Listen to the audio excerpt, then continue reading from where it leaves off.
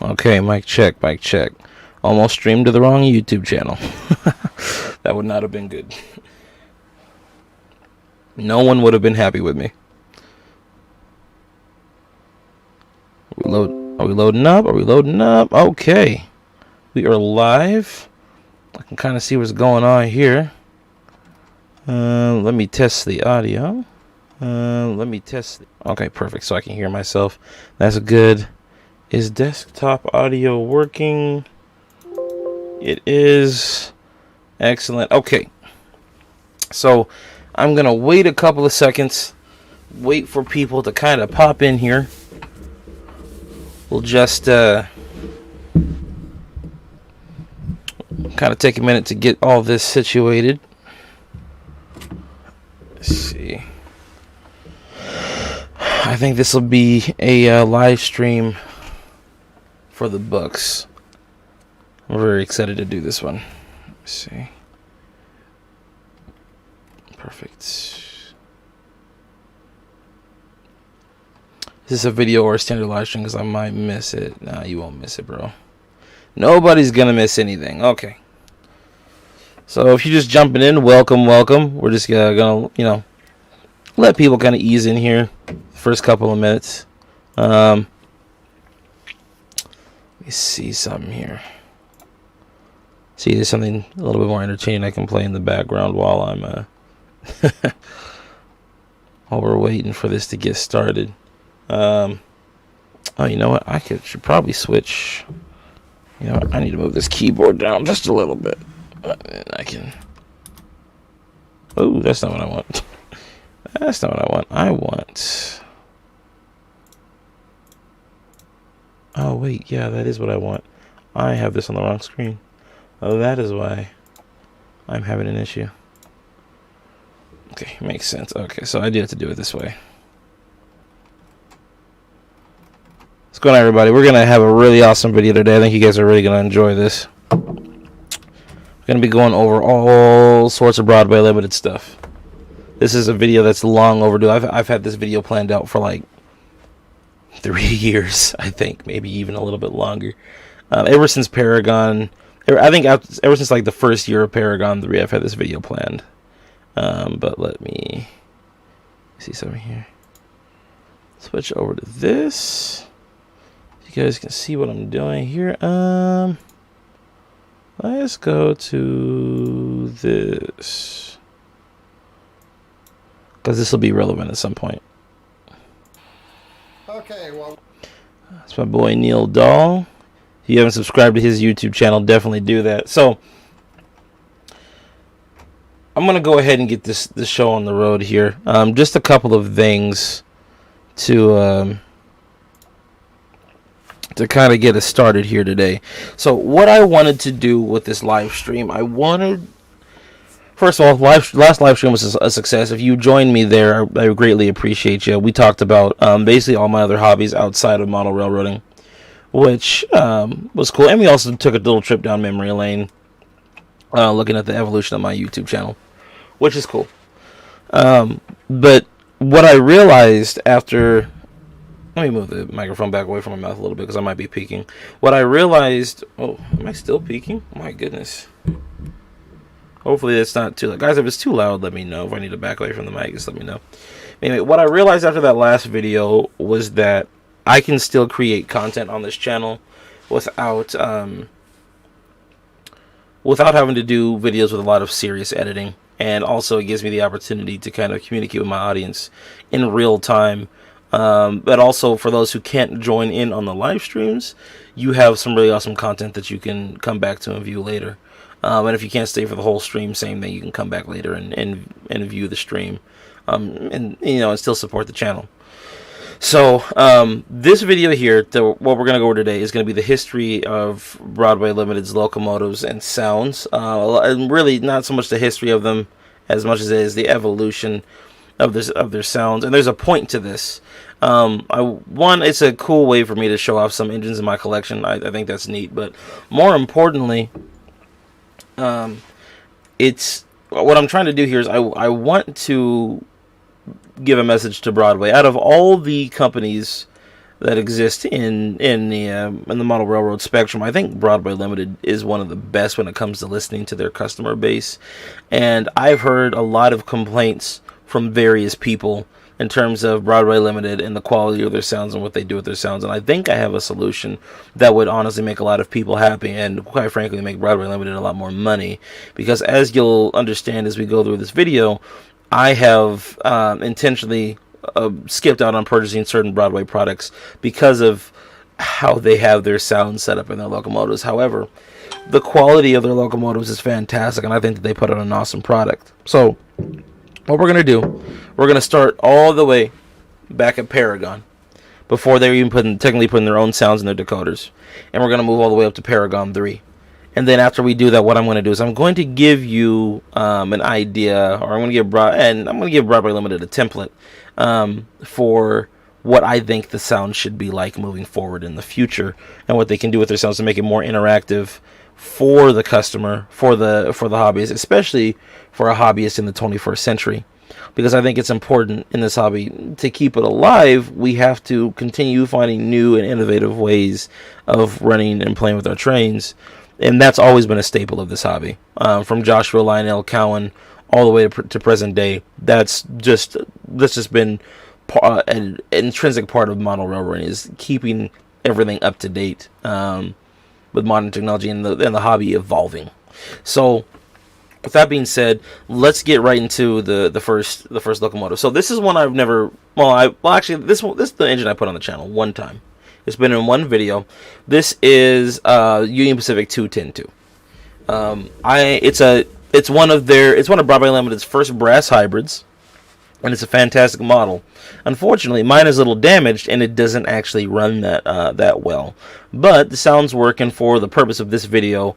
It'll illustrate the point that I'm trying to make. So, Broadway Limited, the first generation Broadway Limited, okay, that's what we're looking at. And this is really, the engine right here is towards the end of the first Broadway Limited. But the original Broadway Limited engines used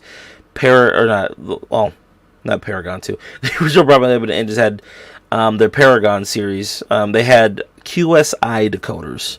QSI is not as big of a player in the DCC sound realm as they used to be, but they had some amazing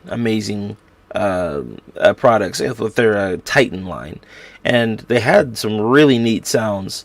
The issue with the early QSI decoders, and I had a few engines that had QSI sounds, was one, all QSI decoders had this weird motor delay where when you initially would start up the engine, and if I go and select this one,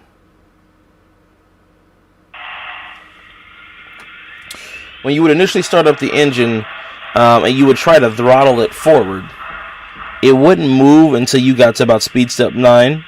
Now, mine is actually surprisingly moving. I guess this one's not camera shy. But it was having issues moving earlier, which blows my mind. Okay, see, now there it goes. Now it's stopping. Anyway, they wouldn't move till about speed step 9, and the chuffs would typically be out of sync unless you added an additional chip on the decoder that would give you the 4 chuffs per revolution. But it was impossible, even with higher end even later runs of the decoders.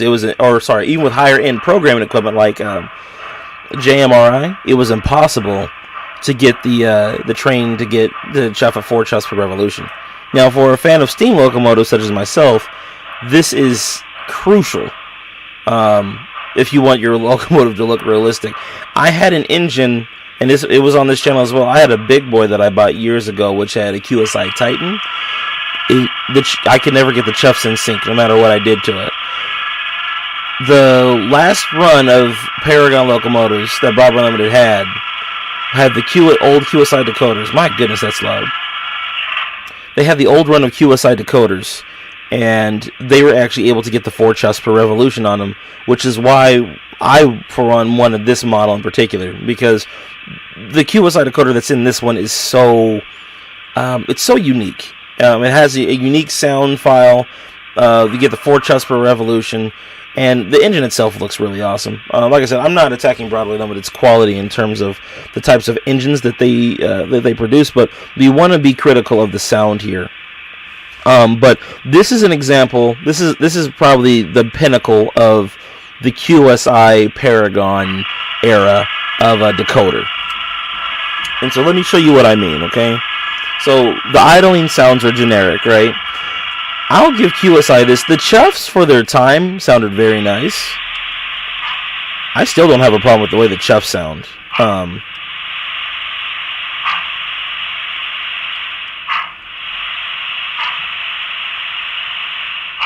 We're going to put this back in reverse. See, and this is where my engine has a problem. It doesn't like to run. I gotta fix this, and I don't know how, but one day. Anyway, I like the sound of the chuffs. Idling sounds are good. You hear the cylinder cocks going on. All that sounds nice, right? Let's just stop it right now. Where I think this decoder excels in is its whistle. And if you listen to it, you'll understand what I'm talking about.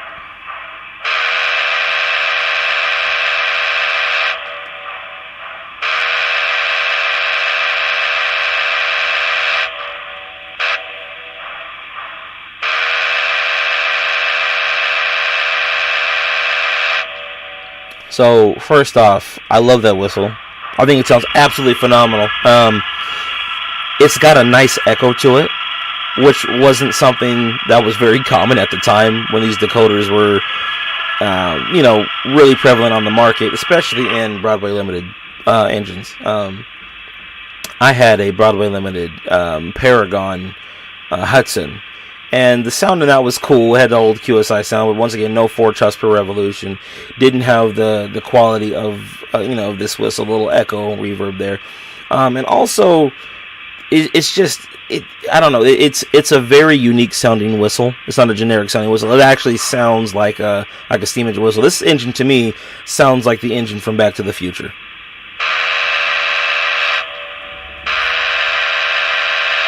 Actually, no, I was going to pull up a video of the train from Back to the Future, but I'm not going to do that right now. But anyway, I think that it sounds... Can I turn that down a little bit? I think it sounds pretty close to the whistle from the train from Back to the Future. Sierra number 3. But what I'm saying is, what I'm trying to get is, for the time, this was a very good decoder. 4 chuffs per revolution. Whistle with a nice echo. Bell...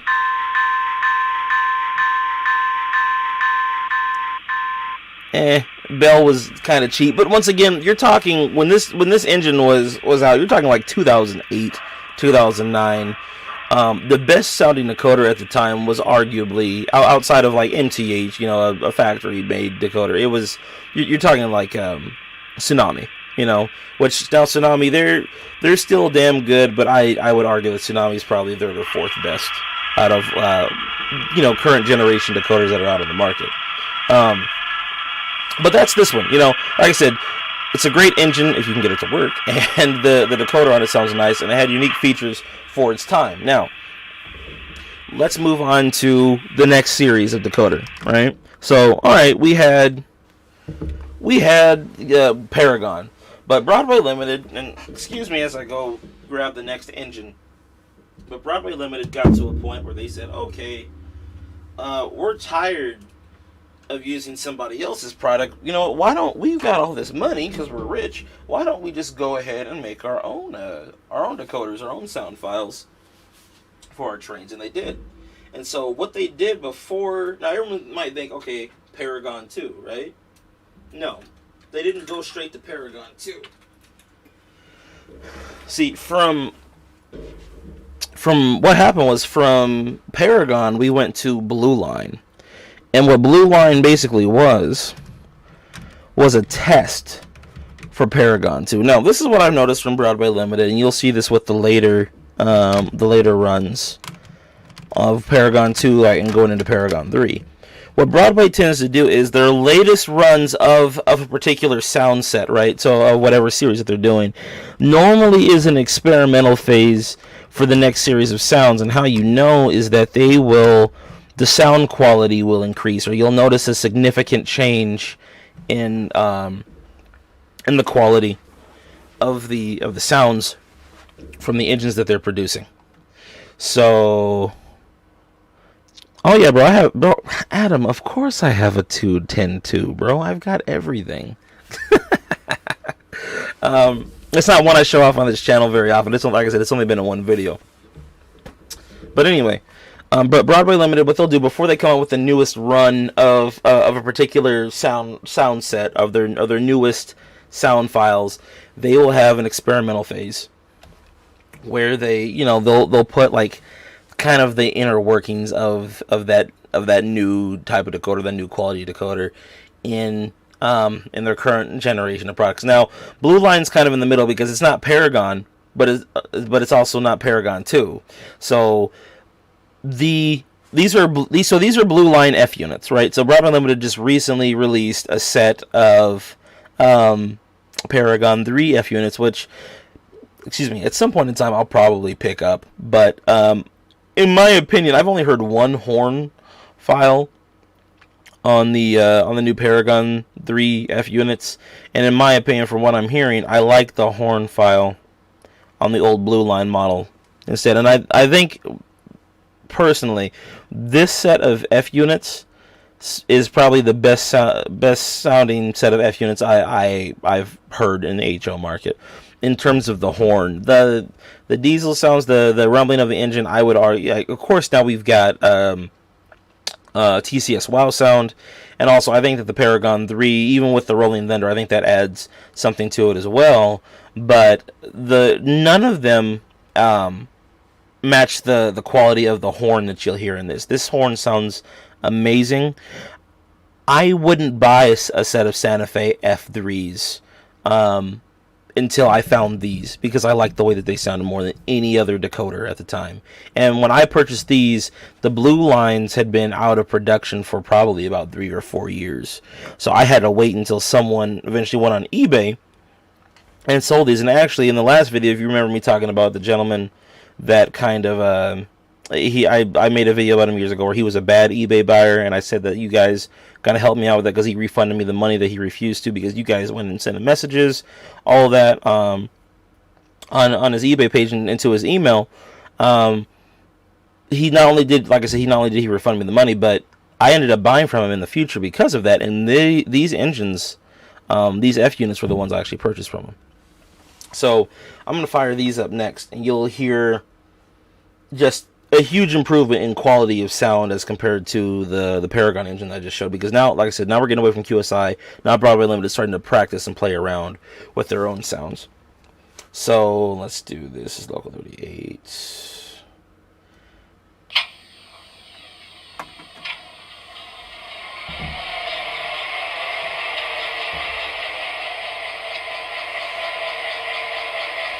It is a fair point, Anna, but no one has as many beautiful trains as you, bro. Come on, let's be real. So, I love the way these suckers sound when they idle. It's just, ooh, there's something about this. Even when you rev them up a little bit,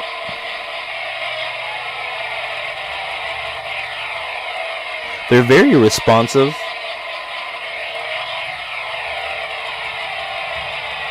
Smooth. Now, I don't have a whole lot of track here. I just, set up something so we could play around with the sounds and go over the sounds in the different through the different years.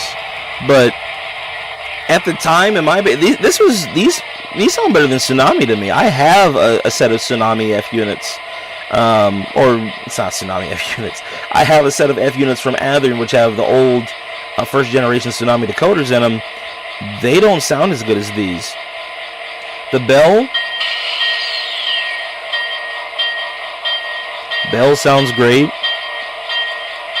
Horn.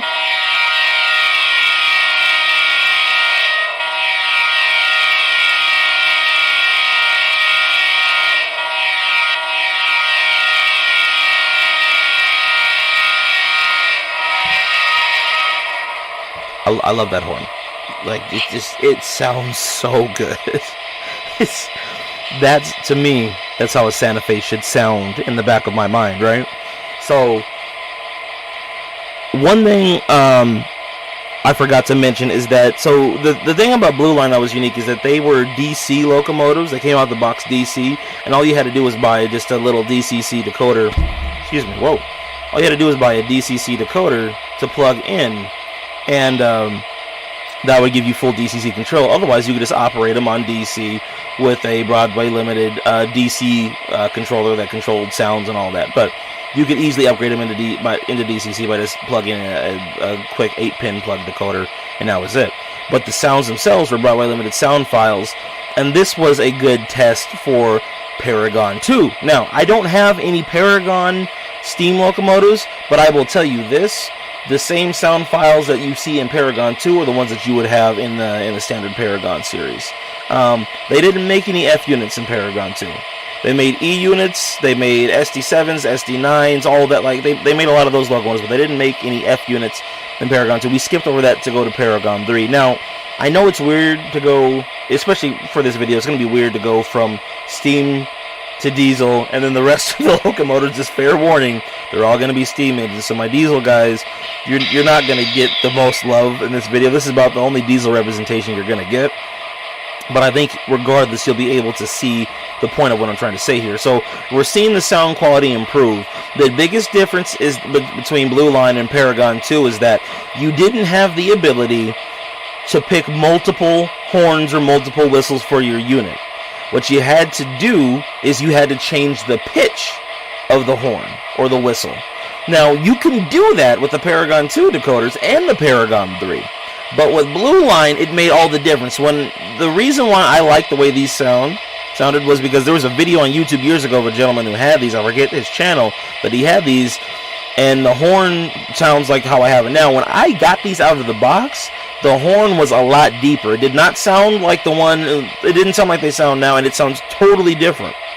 However, after adjusting the pitch, listening to the YouTube video, playing it back on my engine after adjusting the CVs, I got it to sound like this.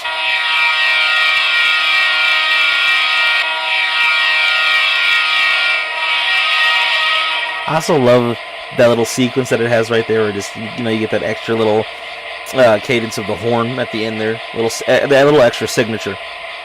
At any rate, we're gonna take these off. It's getting a little noisy in here. But anyway, as you can see though, like or as you can hear, I should say, these units they sound amazing. I think the prime mover in the Paragon 3s that I've heard, I think that they sound just as good, if not a little bit better than this, because of course sound quality has improved over the last decade. But I am not impressed with what I hear with the horn. But once again, maybe they have this horn in the new Paragon 3s. I've only heard one horn file, and it does not sound this good. That's just my opinion. So ESU, bro, I've got a couple edges with ESU. I love ESU. ESU Loc Sound. That's another huge player in the game right now. Them, TCS, and like I said, Tsunami's really good. So I gotta admit, Tsunami did step up their game with Tsunami too. If QSI could ever release a QSI Titan and make it a real major, like they sound almost as good as TCS, if not just as good. Yeah, honestly, if not better, in some instances that I've heard.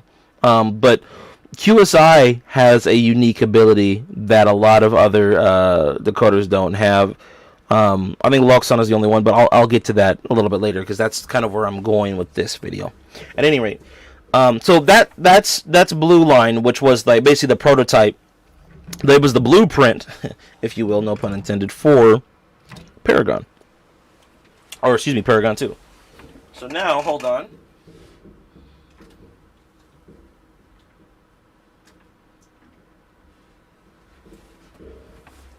So now we go into the era of Paragon 2, and do I have a lot of Paragon 2 engines, so bear with me, we're going to be on Paragon 2 for a minute. So everyone remembers the good old days, I'm sure everyone has fond memories of Paragon 2, where every engine sounded exactly the same. Every steam engine, every diesel, they all had the same idling sounds, they all had the same 3 whistles. Well, they didn't have the same 3 whistles, but there were variations depending on what railroad you were modeling. I think that Here's the thing about Broadway, right? They put a lot of effort into their Pensy and Norfolk and West. God, I gotta stop hitting the camera. Their Pensy and Norfolk and Western models.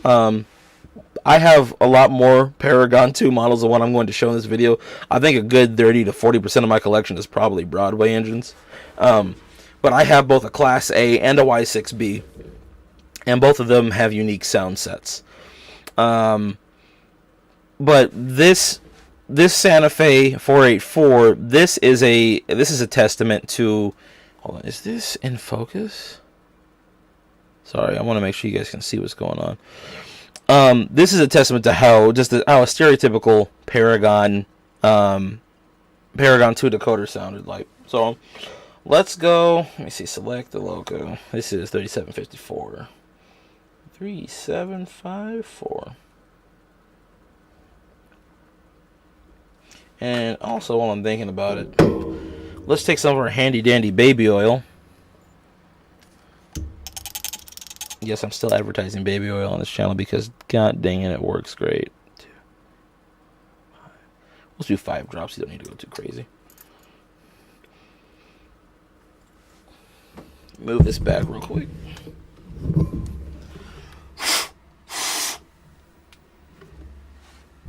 Okay. So, now, here's the cool thing about Paragon 2, what was added to it. Paragon 2 engines gave you a startup sequence. I guess you could say with the blue line, you kind of had a startup sequence with those diesels, but it's not like Paragon 2, and you'll understand when I fired it. But I honestly think I think Broadway Limited took cues from Lionel to kind of get an idea for what they wanted to do for their decoders. And it honestly seems like Broadway Limited takes a lot from Lionel in general. But anyway.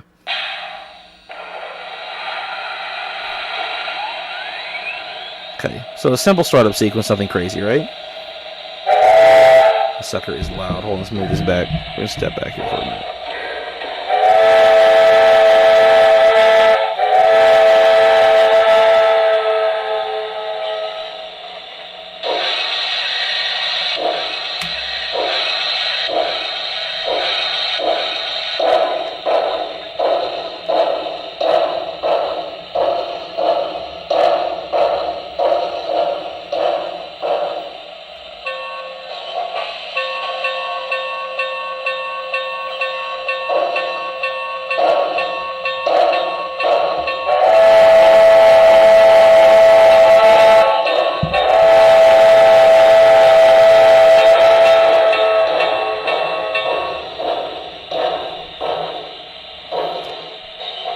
Okay, so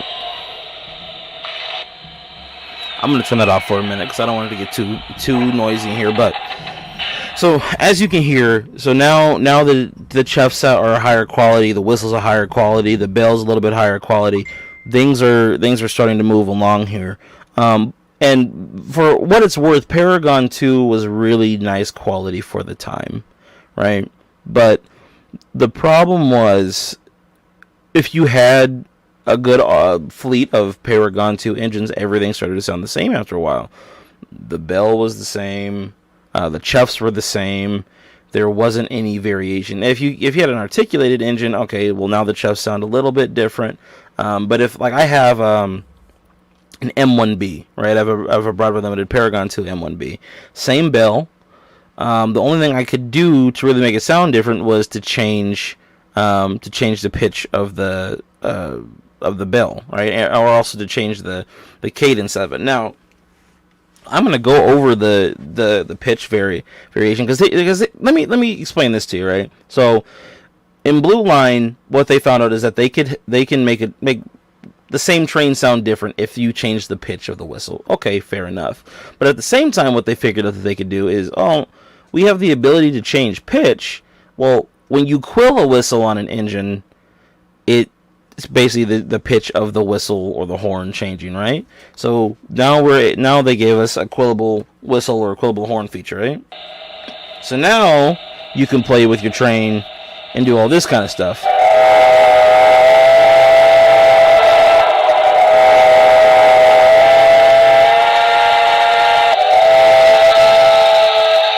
But see, here's the problem, and why is my phone ringing? Here's the problem. This is probably just because of my NCE power cab, but I can't hold the quilling feature for long. It'll go back to the original pitch. Oop.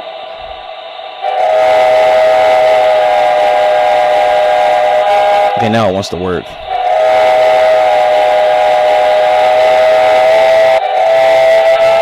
See what I mean? Like, it'll just reset the whistle the longer I hold it down for, and it just kind of ruins the experience.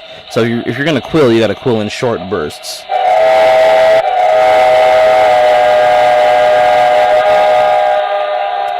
But it's still a neat feature, right?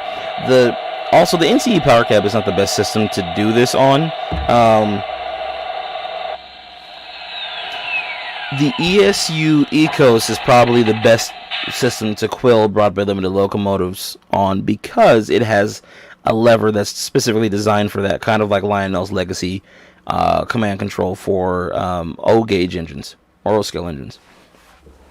But anyway, Broadway, they figured, okay, well, we allow our customers to change the pitch of our engine, so that should give them enough variation.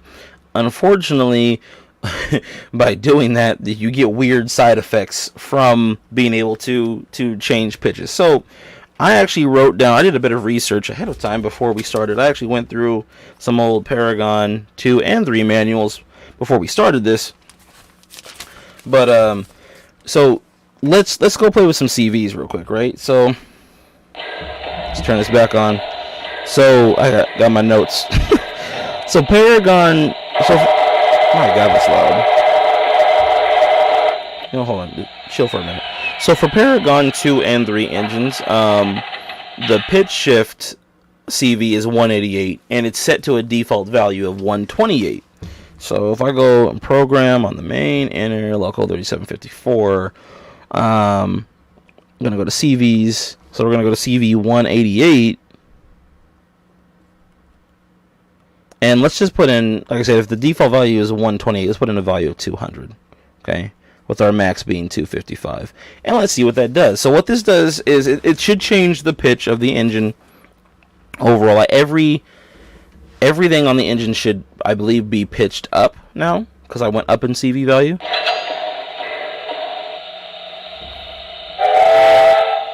And that did absolutely nothing. Well, okay, so now you can hear the bell sounds different, right?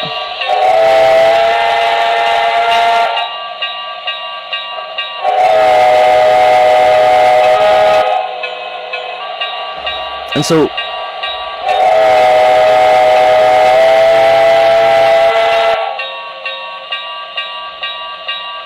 I want to stop that right there, right?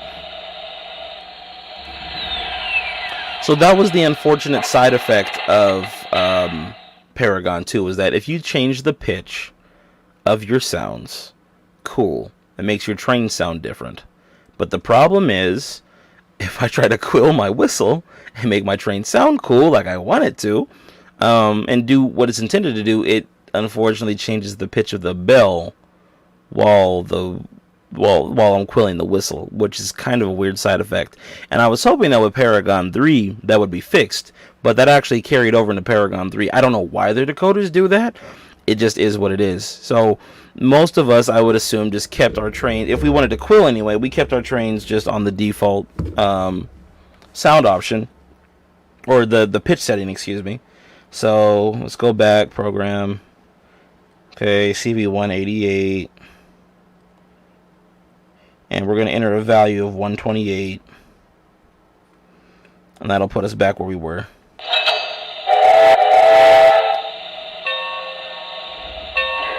Now the bell is deeper, right? Idling sounds are deeper, all of that. Okay, cool. Awesome. Congratulations, you win, right? So now what does Broadway Limited do? So I think they started to realize people were kind of getting tired of buying different trains that all sounded exactly the same.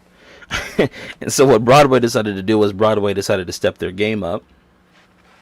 And towards the end of Paragon 2's run, once again, they start playing with things.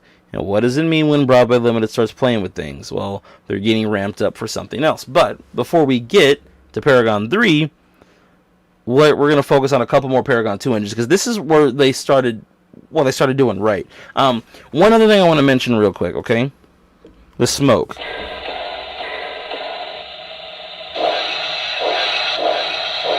Okay, now my engine's not smoking anymore. Hold on.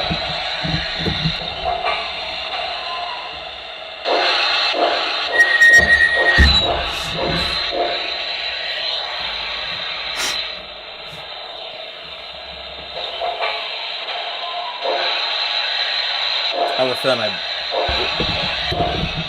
have a feeling I burnt my smoke unit out on camera. Another problem of Broadway Limited engines from that time. It also could have been something in the CVs when I changed it, but I'll worry about that another time.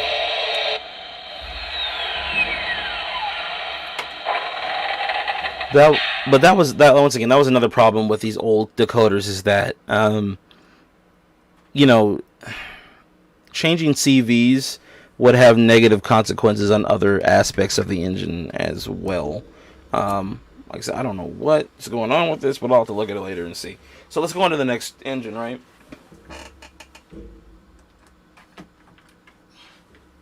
So, hold on. Actually, let me do this.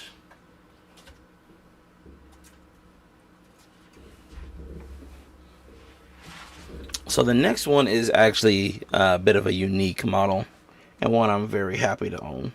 I'm very blessed to own this model. But this is Union Pacific 412-2. One of my favorite models that they did in brass hybrid.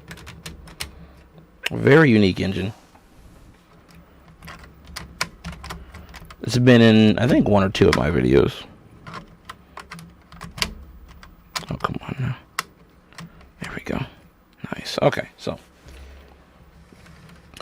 when the 412-2 came around, Broadway Limited was like I said, it was coming towards the end of Paragon 2. I think Paragon 3 would be out in another 2 or 3 years, right? But you could tell that they were playing around, because you just heard the sound quality of one of the earlier Paragon 2 models. But let's hear some of the sound quality of some of the later Paragon 2 models. Let's start with the startup sequence. So 9039. Excuse me. Ooh, boy. Sorry guys, just got off work, so I'm a little tired. Anyway. Alright, startup sequence. Late Paragon 2. Oh. Oh. That's different. Oh.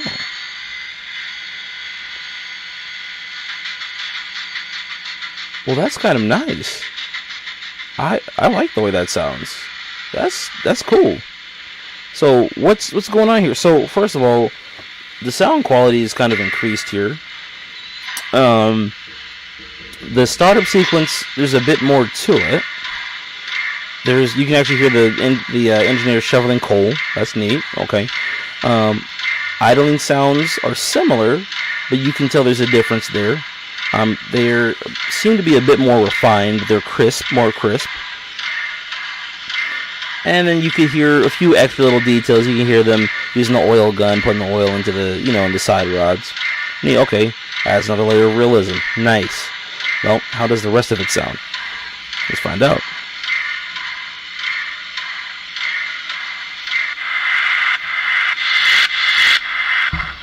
Let's back that up a little bit so we don't peek.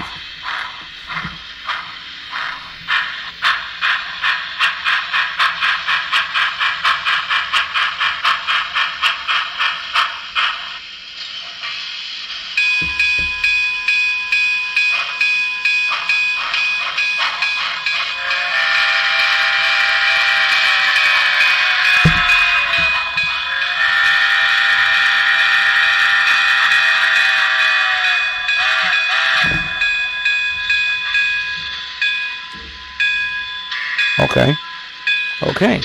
So let's talk about that for a second. So build quality has definitely improved. it sounds to blend in better with the rest of the sounds on the engine. It's clearer, it's more crisp, it's more refined. There's more detail in the sound.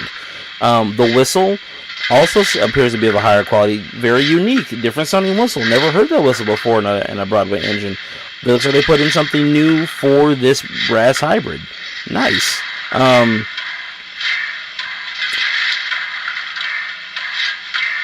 The idling sounds, some of it's the same, but generally speaking, the overall quality of it, it's nice. The chuffs are a really, really nice quality. Really, really crisp, nice, clear quality.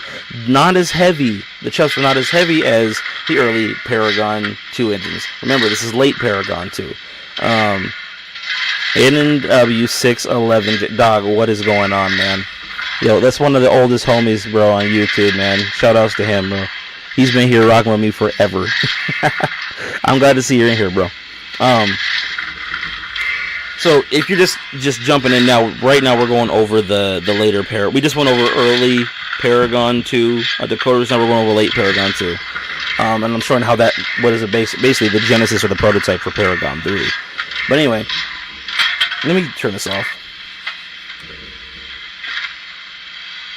Shutdown sequence.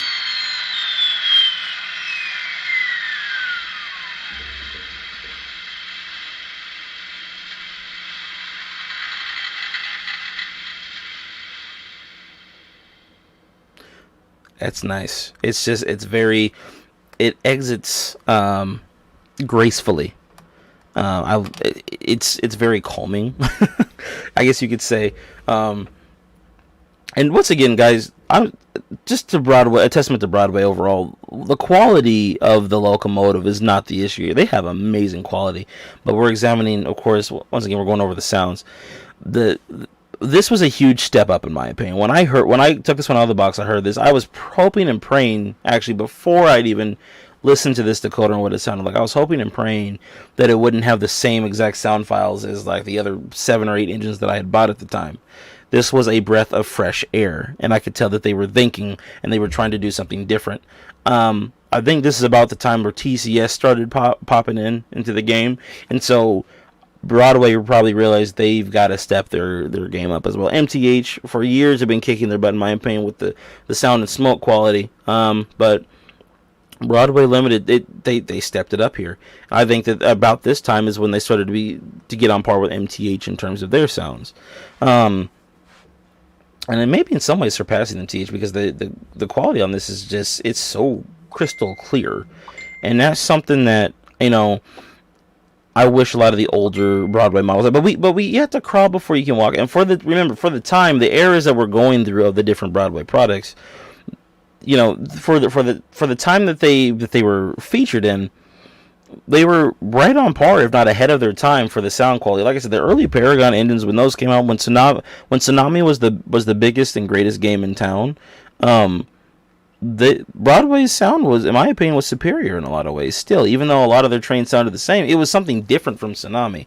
The issue that a lot of us had back then, this is like, so we're talking like 2000, like I'd say 2009 through like 2015, is that there wasn't a lot of variety in how you could get your trains to sound. Most people had Tsunami, and in Tsunami you had like maybe eight different whistles you could choose from. One of the cool things about Broadway is that they've always given you the option to choose between different whistles. Let's go over the 2 other versions in this decoder, right? So, and this actually might illustrate a point for me as well, depending on what whistle set is in here. So the one that I just played for you is the default whistle, right? So whistle should be CV224. Change it to a value of 1. Okay, we got the confirmation.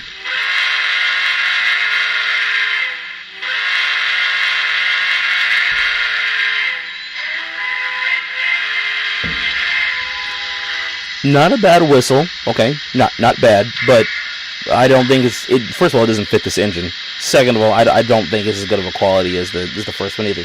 Let's try the other one, right? Go back, CV224, value of 2. Okay, now let's go back and try this one. Sweet Lord. Okay, let's back up.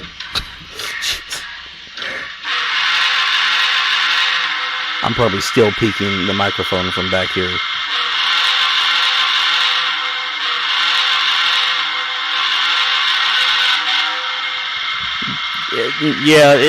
No. That... Let's put this back. God. And to be fair, that's a nice whistle as well.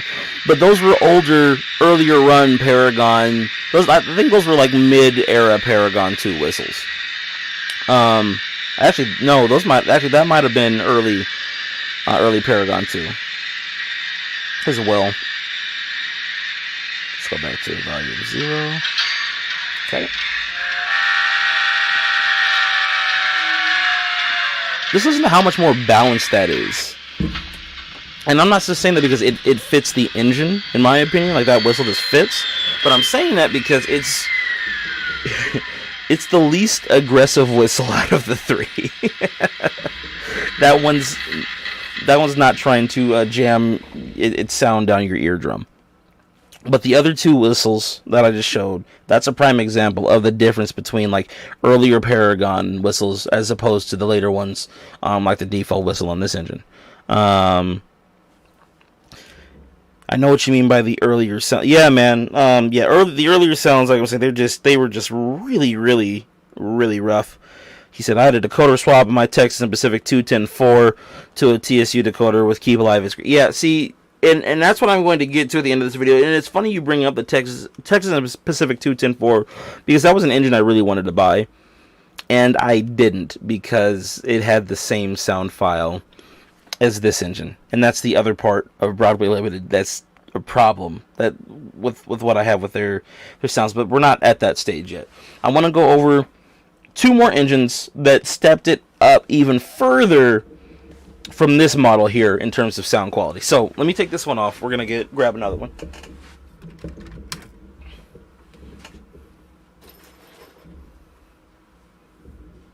see.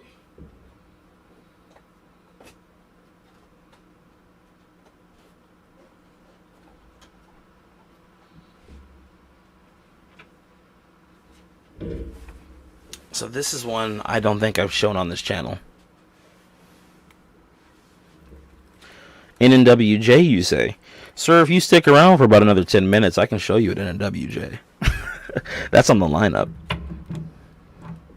Now, keep this in mind as well, okay? I have had two Broadway Limited. I've had technically four J's in my collection in my lifetime. An HO. And two of them were Broadway Limited. One of them was a Bachman. What happens how bad does the quality get if I turn the light off here? Ugh, God, no, let's not do that. So, now we're getting to late generation, very, very late, like, talking about 6 months to a year before Paragon 3 is announced, right?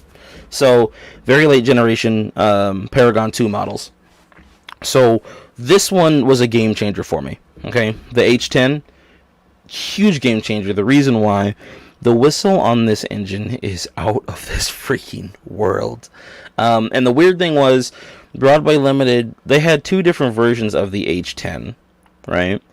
And the other version had a different sound set than this one did. This one is the only one that has the whistle, that I wanted, and I want to show it to you in just a moment here. But this whistle is incredible.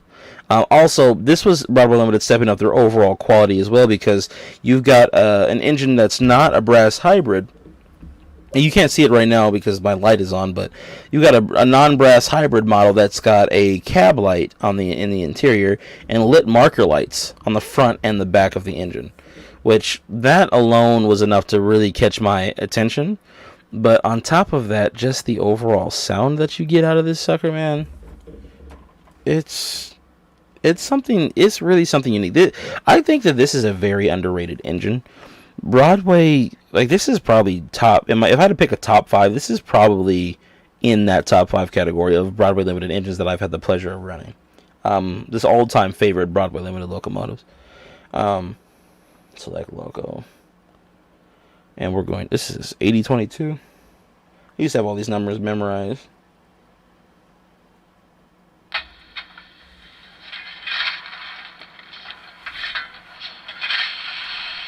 Okay, so once again, noticing same startup sequence as the 412-2.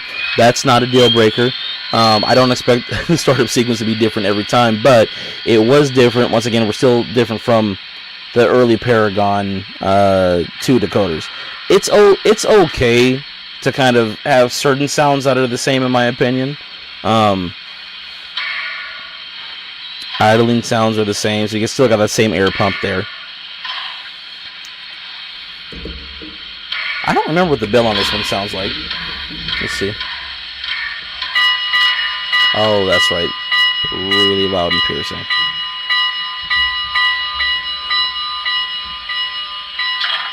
But crystal clear, excellent quality, pitch is nice. It trails off when you stop ringing it.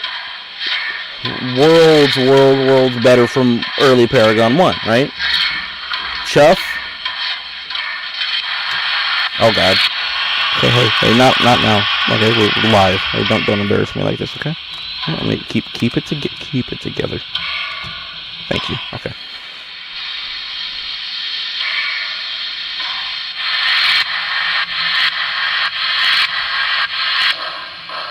Okay, so now we're back to the old chuff.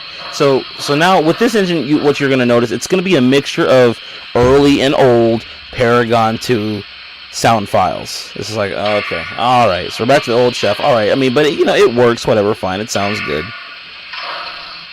I think the chuff from the 412-2 would have been more appropriate, but not. And I'm not talking about the cadence of it, not the 3-cylinder, but I'm talking about like the tone of the chuff itself. But regardless, I think that the Broadway Limited chuff, I think it sounds good.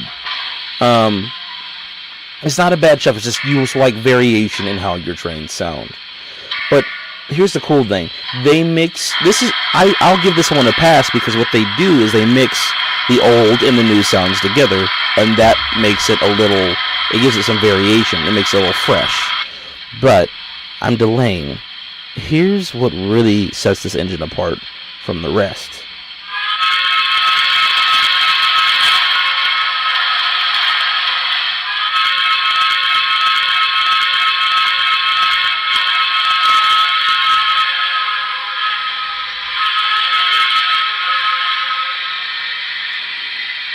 That is the sweetest whistle. It like something about that whistle. It hits your ear right, just like those F units that I ran earlier. Right when you hear them, that pitch, it just hits your ear right. This is getting a little loud here. Let's move you a little away from the camera, or the microphone, I should say. Let's move this up here. And it's a cute little 280 not decapod consolidation. Nice little engine, but man. That whistle.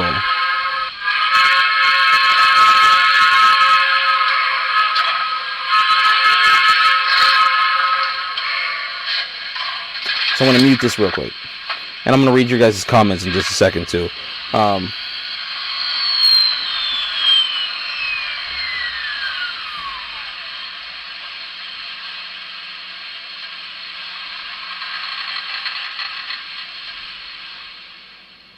Shutdown sequence, once again, it exits gracefully. The sounds turn off gracefully.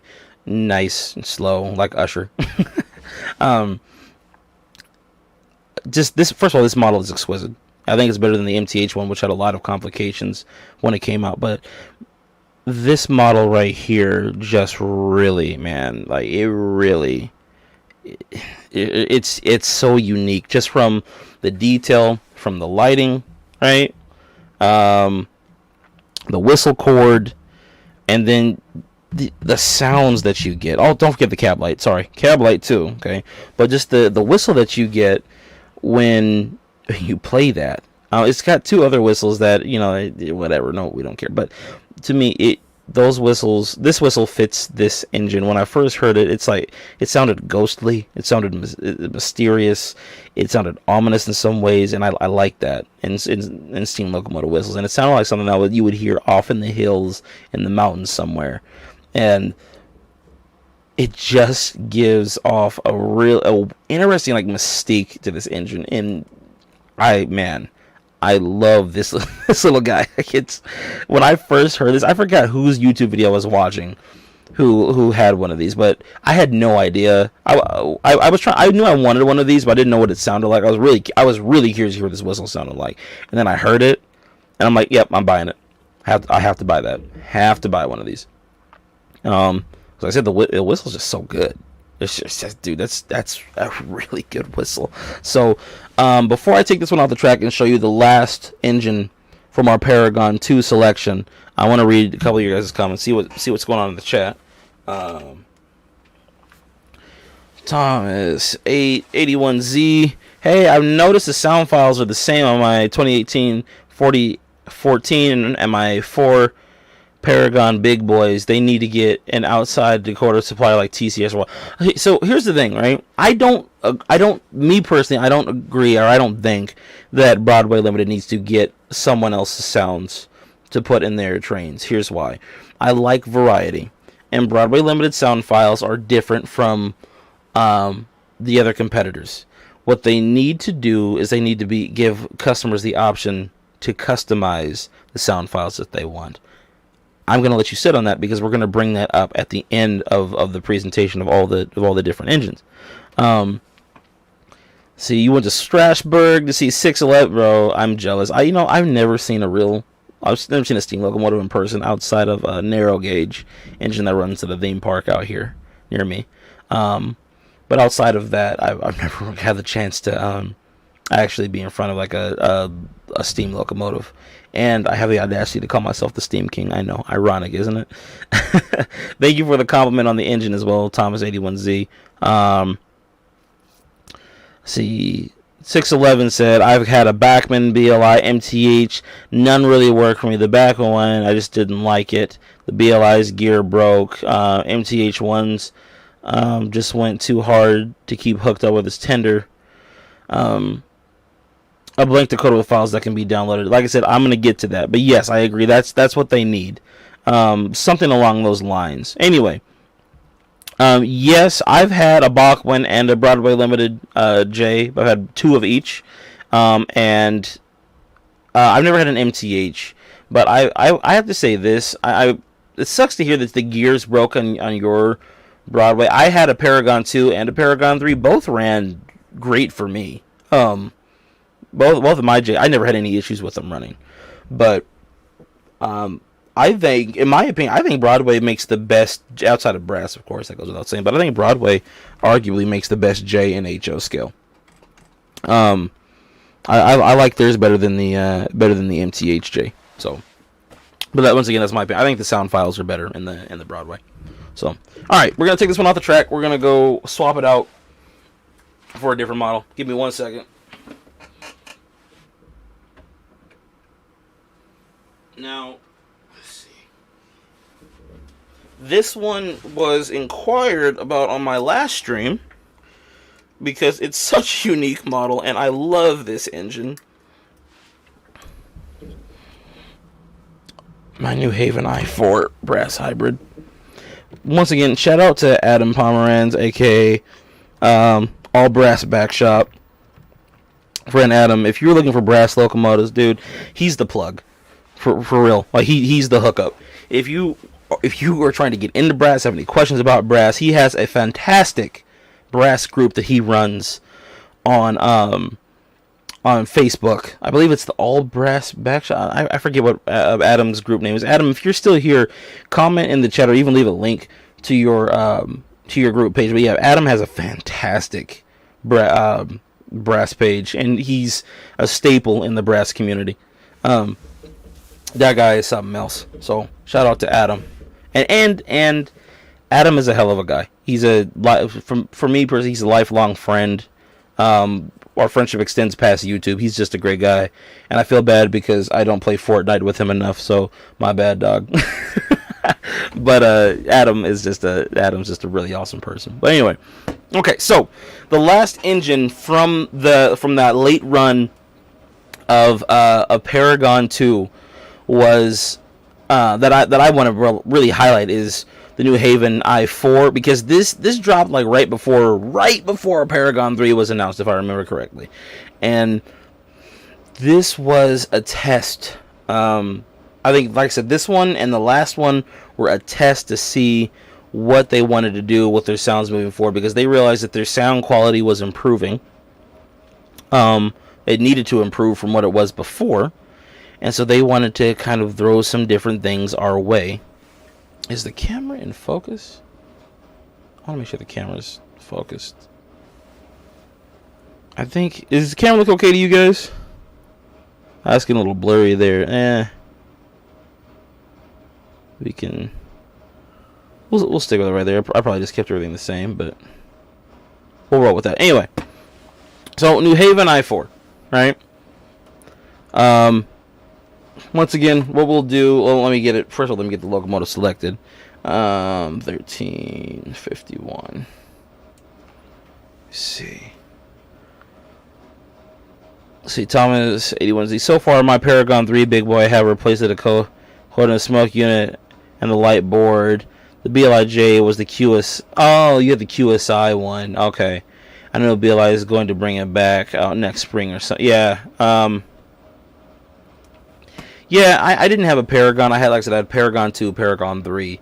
Even but I gotta give Broadway credit, because their J's have always been pretty good. The Paragon 2 one sounded kind of weird. Same generic sound set as the rest, but Paragon 3 is where, oh my god. But once again, we'll get to that in a moment. So anyway, this engine, I think, is another testament to Broadway Limited's ingenuity and keeping up with the times for higher quality sound decoders coming out. Also, I tend to notice in their brass hybrids, they really put their, they normally put their best foot forward with a lot of their more unique models. But let's fire this one up.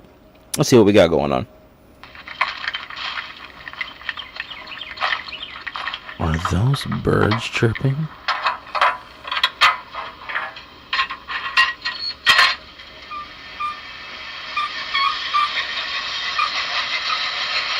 Oh.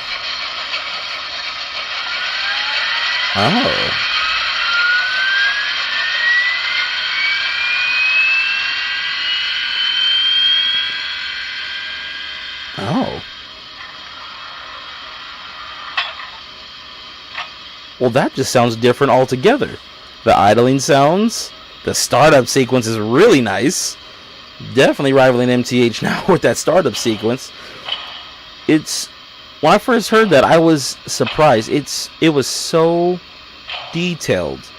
Engineer walking up to the cab on the gravel, opening up the valves, the air pumps, compressors, all that getting started up. It's different from the other two because you don't hear.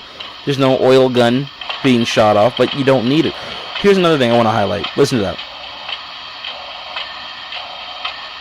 Totally different sound file for the air pumps. Entirely different. There's a unique one of just a breath of fresh air.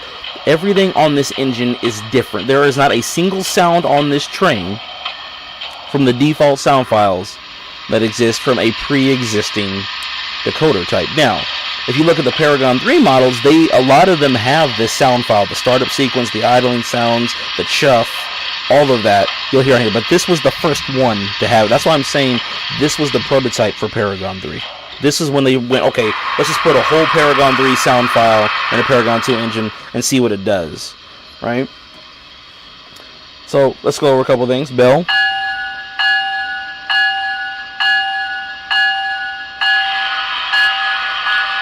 I'm not mad at it. I think it sounds good. I think it sounds fine. It's different, and different is good. You want different. Whistle.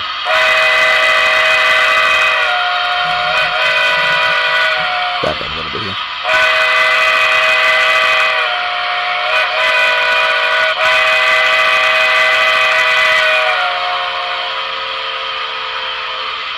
Nah, it's cool. The way this kind of echoes out at the end. Move forward.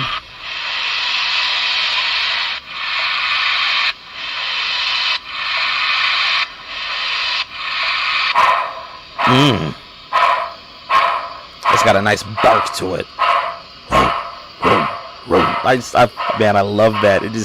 It sounds so good. Whoa, chill.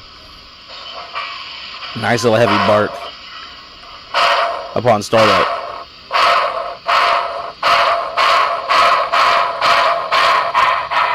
And then it kind of mellows out. Let me see something here.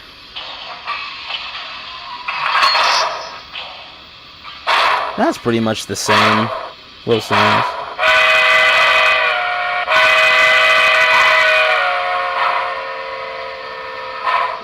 Now, if you notice, I haven't really been talking about the quilling much, and that's because, like I said, NCE Power Cab, like I've been rocking for years, it's not really the best system to quill on, but you can still quill the whistle, of course.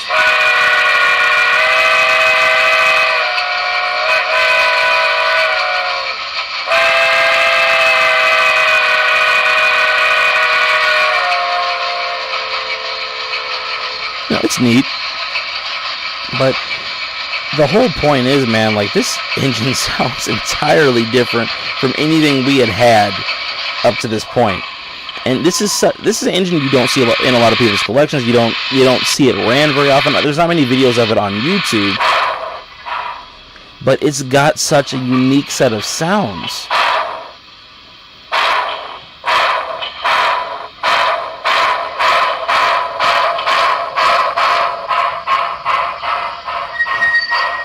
And to be entirely honest with you, I'm not sure if a lot of the Paragon 2 engines have the same chuff as this one. There might be one or two, but as far as I know, this one, the bark is a little different on this i4. Anyway, oh, you know what? There's one thing I've been failing to mention. So I apologize. There's one sound effect that I've been neglecting, and it's not really that important because the main three sounds we focus on are bell, whistle, and then chuff, right? And of course, air pumps and all that is mixed in there as well. But the passenger freight announcements, or the yard sounds, the crew dialogue, I believe that's options like 15, 16, all that, right? What the? Oh, no, you don't. No, we're gonna keep going. Let me do this. Oh, still shut down. Okay. So option. If we go, let's just do 16. They're trying to let you know something about that broken rail in the yard there. Over. All right. Well, we'll be standing by. Over. You think? Go for me. Yeah, go ahead. Yep, it's not too close to the track right there. They can unload it right there. Okay. I'm finished working down there. Thanks, sir. All right, welcome up. Now, I know for steam locomotives, that's not the most prototypical sound effect. It's not one that people really care about as much, but what I find interesting, right? Probably going to be leaving. How much work do you get to do? Have you got any OT on your train? We're all fixed up here. Everybody's got work. Yeah, it all depends on whether or not I can get the switch lined up. Call back to your train, the signal comes to you. Right. Probably going to be leaving. How much work do you get to do? Have you got any So it kind of repeated that sequence, but yeah, it all depends on whether or not I can get the switch lined up. So here's a... Come on, turn off. Shut up. Shut up. Okay, thank you. So the reason why I wanted to talk about the crew dialogue for a moment is that in the first half, actually first 2/3 of Paragon 2, the crew dialogue was all the same. But what they started introducing about the time that the Class A came out, actually, yeah, it was actually exactly when the Class A was the first engine they did this in, I'm pretty sure. But what they did was they started, depending on where the train was located, like what railroad it was from, they would put a guy with a different accent in there. So, like on the N&W Class A, what you'll hear is a guy with a more southern accent, which I think is cool. And then on like the Santa Fe and you know, some of the, well, actually not Santa, that's not a good example. On on some of the more northern engines, like, I don't know, oh god, someone give me a railroad. Well, like let's say Union Pacific, right? So like say on a big boy or something, you're not gonna have that accent, the guy with that accent on there. You're gonna have someone with a more of a northern accent, which I think is cool. They kind of pay attention to that small detail. It would be cool if they had a guy. I mean, this is the New Haven, so this is East Coast, so Northeast. So you should be having someone with a New York accent driving this train. I think it would be cool if they added some variation in the type of dialect that you would get in the engine. But it's nice that they kind of have two main sound files that they go between for crew dialogue, which is what I find interesting. Let's go read some of your guys' chat comments. Y'all are popping off in the chat right now. I'm kind of curious to see what you guys have been talking about. Let's see what we got going on. A-Dog, what did I miss? NW611, best J outside of Brass, hands down. Absolutely, sir. So is this a video? Or is it, dog? This is live, bro. This is live. I'll watch the first 63 minutes when it ends. Bro, the chuff, love it. Let's see. Yeah, no, I think they especially they're superheated. If you want to hear one that's not superheated, look at 475 at Strasbourg. Right? Okay. I meant the i4 doesn't sound like a BLI product. Yeah, see what I'm saying? It sounds totally different. It sounds totally different from anything else. But that's because it was the test for Paragon 3. I'm telling you right now. Now, they've never confirmed this. This is just my theory. But I say it's, in my opinion, it's a pretty sound theory. Because from what we've been seeing, from the evidence shows off of all the engines that I've showed from Paragon to Paragon 3, well, Paragon 2, the older decoders, the last run of the older decoders, they experiment with new sounds, and then those sound files end up being put in the newest run of decoders. So that would lead you to believe that would be the prototype for the new decoders. The Cab Forwards, I've never owned one, but I think they're good. There may be a good starter or something smaller. Let's see, A-Dog. What is your option on the HL Broadway Limited Cab Forward as a first steam engine? Just your thoughts on the. So, I think if you want a cab forward, there is nothing wrong with the Broadway. I think MTH makes a pretty nice one too. The MTH will give you a few more features. The smoke output you might like a bit more. We're actually going to talk about smoke output next. Believe it or not, because that's an important part of Paragon 3. I think Broadway makes a good cab forward. My personal favorite, even though it doesn't smoke, and for some reason, not for some reason, but smoke has always seemed to be a staple of like my personal brand or my identity in model railroading, especially at like train clubs, because everyone's like, all your engines have to smoke and have sound, don't they? It's like, well, yeah, because those are the best trains. But anyway, I think that the Intermountain cab forward is very nice. If you had to choose one, I would go with Intermountain. And there's some you can find some for dirt cheap if you go to the right spot for about $380, about the same price you pay for an MTH or the Broadway. But if you're looking to be cost effective and still have a fantastic model, the Broadway one is great. The Broadway Limited model is a great model. It sounds good, runs nice, and it'll last you a lifetime, man. That's a solid model there. But No, the Intermountain does not have smoke, but it has lit number boards. The sounds are crazy good, and it's gonna be unique. It's gonna sound different from a lot of the other engines you're used to hearing because it's got a loc sound decoder, and loc sound decoders are programmable and customizable. Which once again we're gonna get into that later. Anyway, ladies and gentlemen, with this being the last Paragon 2 engine, we're going to move on to Paragon 3. And to start us off, in honor of our good friend NW611J, we're going to start off with the J-Class in Paragon 3. So bear with me.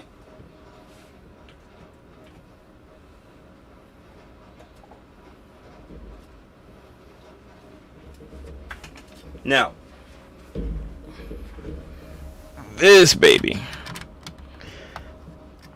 This is where we start getting into some good stuff. So this is what I would call a prime example of the high quality of Paragon 3. Now, when Paragon 3 was initially advertised to us, we were told that they were going to have whistles that loop that the sound quality was going to be better. All these promises, and quite frankly, a lot of the sounds from the Paragon 3 engines are just Paragon 2 sounds ported over into Paragon 3 with the option of Rolling Thunder added over it. However, there are a few standout models that have unique sound files, this engine being one of them.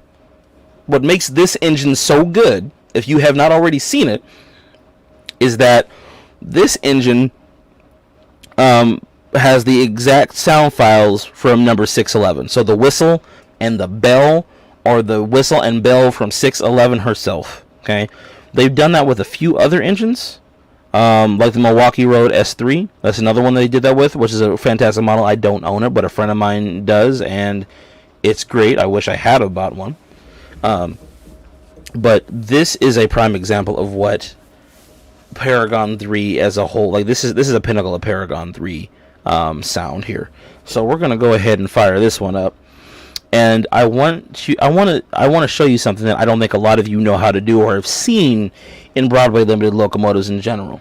Okay, now pay close attention to this engine.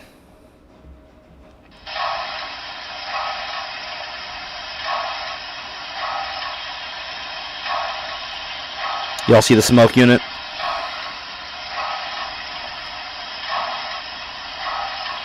We might run the cab forward later, dog. I might run at the end of this video, but focusing on this engine right now, do y'all see the smoke unit on this? First improvement. Okay, I don't know if you folks know this, but Paragon 3 engines have the ability to smoke like MTH engines. What you do, and I can't take credit for this. I actually discovered this because of my good friend Neil Dahl.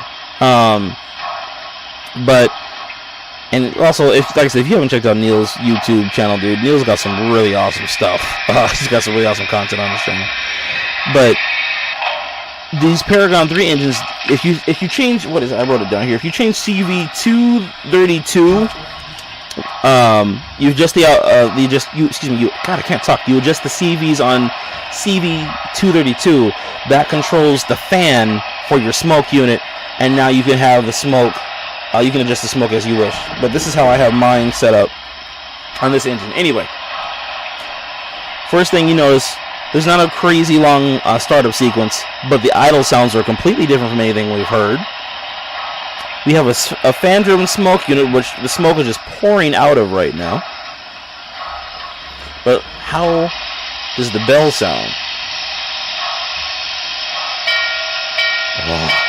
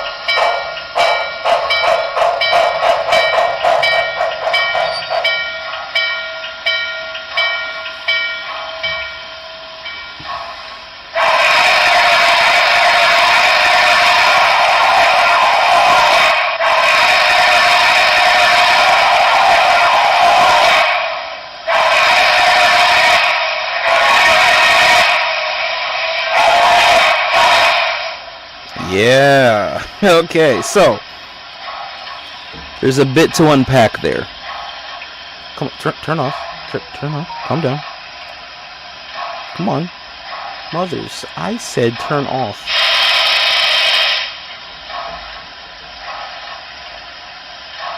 Alright, you know, we're just gonna wait, hold on, is it doing it? Wait. I don't know if it's hold on, expand. You just don't want to turn off? Wow, you're really gonna make me look dumb like this on camera. That's crazy. Okay. I'm gonna tip you. So well, adding a smoke unit to a steam engine involved drilling of any kind. Please God let BLI puts yes. It well depends on the engine. Some of them, if you wanted to add a custom smoke unit, you could, but it would require some surgery. There are others you can just take, like what's called a soothe smoke unit, which is a little cylinder that just takes smoke fluid. You drop it in, and then you just pour the smoke fluid in the cylinder, which fits in the smokestack. You should do some research on the engine that you're looking at buying before you know if an engine's compatible with a Suez smoke unit, and it'll tell you also which one you need. But normally those are Athearn engines.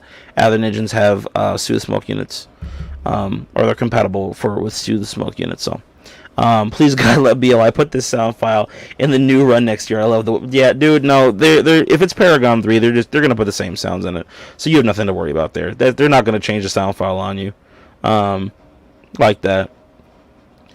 Me too. I think the whistle sounds like a big boy a little bit. So here's the interesting thing. So NNW 611, it did actually have a Union Pacific whistle on it for a while. NNW 611 was there. Yeah, Hancock 3 chimes. But yeah, so first of all, sound quality out of this world. Okay, freaking awesome. Sounds amazing. Whistle A+, chuff A+, idling sounds A+, all of them new files, totally unique.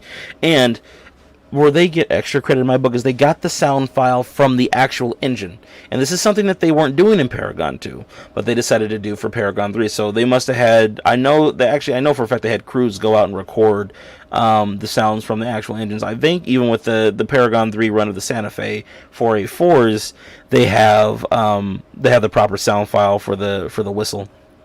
For that engine as well. But the air pumps sound really nice. Just a very calm, soothing, simple cadence. Just like a small little heartbeat. The sounds don't sound pixelated.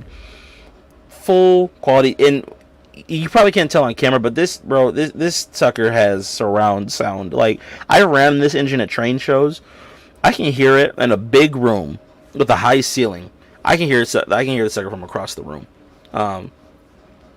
It sounds great, and the smoke output is that was the biggest thing. I think it's one of the biggest things for Paragon 3, because with Paragon 2 you couldn't change the smoke output on the engines in idle, but in Paragon 3 you can. I will probably eventually make a video in and of itself just how to change the variations in the smoke quality myself. Although Neil's video is great, I don't think a lot of people have. I don't think enough people have seen it, so I think I might go ahead and put one out there. But I'll give him credit, of course, because that's where I learned it from. But this is something we've been asking to do forever. But this is a staple of, in my opinion, a perfect Paragon 3 decoder. Everything is done right here. Sounds, whistle, bell, chuff. The chuff sounds really good. It's a new chuff file. Although this chuff file will basically be the new standard chuff file for most Paragon 3 steam engines. Really awesome engine. Let's move on to another Paragon 3 locomotive. Oh, shoot.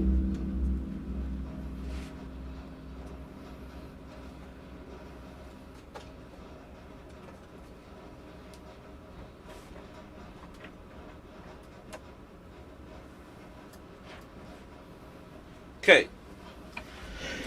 This is an engine that has not been on this channel yet. I shot a video for it in March and have not released it yet.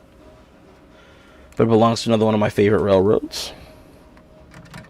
This one was on sale from Broadway Limited's website because the boilers, they had a run of these engines where the boilers were defective. And I went ahead and bought one because there's a crack on the other side. I don't care. I don't notice the crack.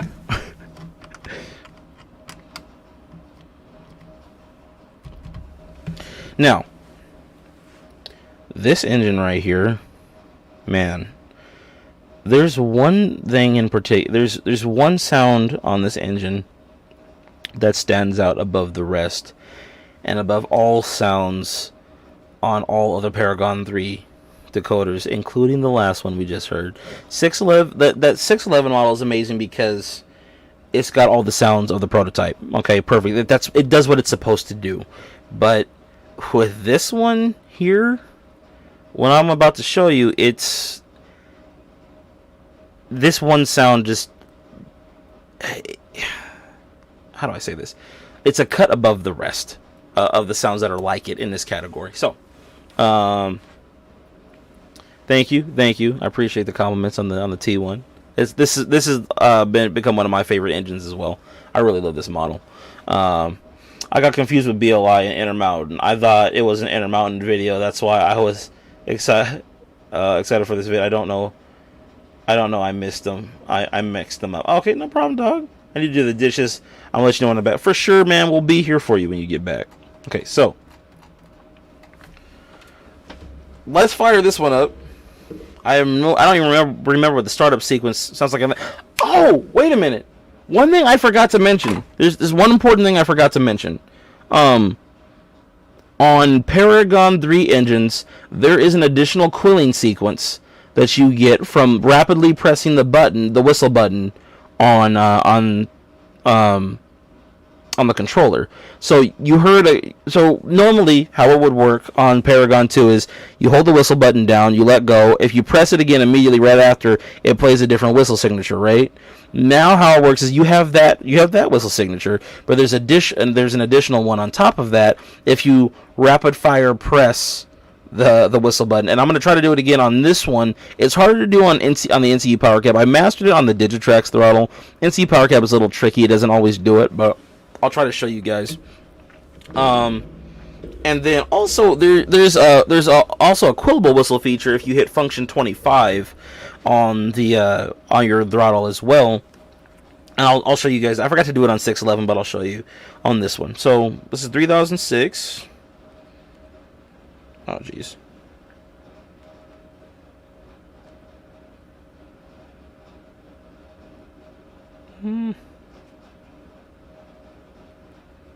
Why is that option 13 turned on the other one? Okay.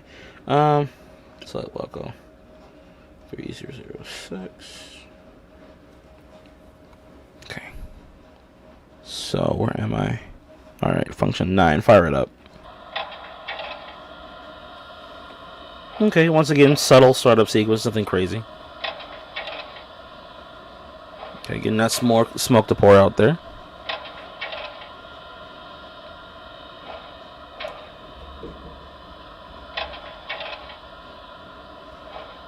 So BLI, here's the cool thing. BLI does actually have Keep Alive decoders now.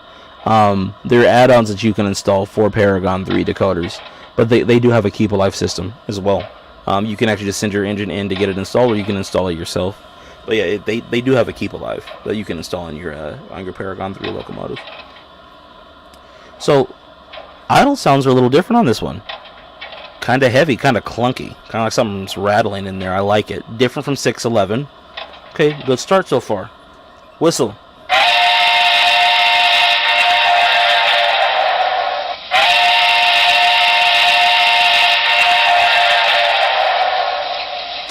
Whistle's nice. Okay. Now here is the real kicker. Okay. Listen to this bell. I'm going to back up a little bit so hopefully the mic doesn't peak.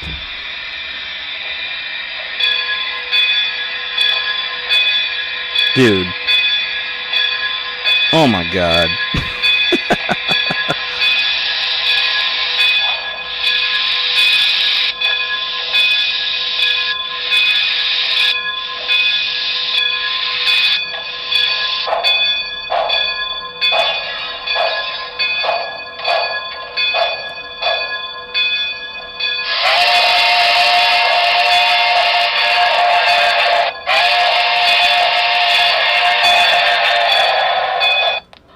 Yo, what'd you stop for? Okay. I like the little short whistle burst you can do with that too. But that bell, the bell was the part I was talking about that just stands out to me on this model.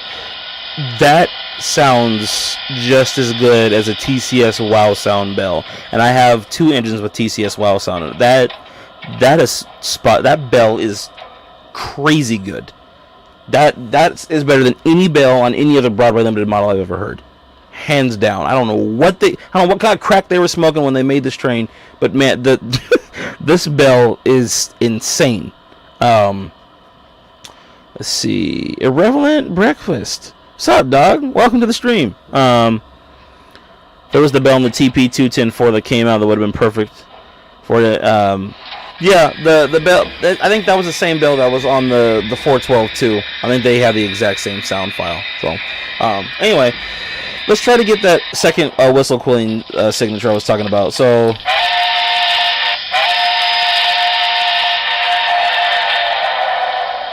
there's that, right? And then there you go. You hear that? So that's the cool thing about these decoders. You can do that. You can, the whistle's a little bit more playable than it used to be.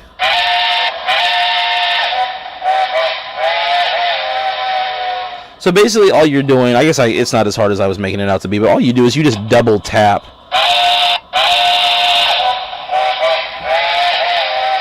You just double tap the whistle button and you'll get that little signature. And then of course, if you go all the way to option 25,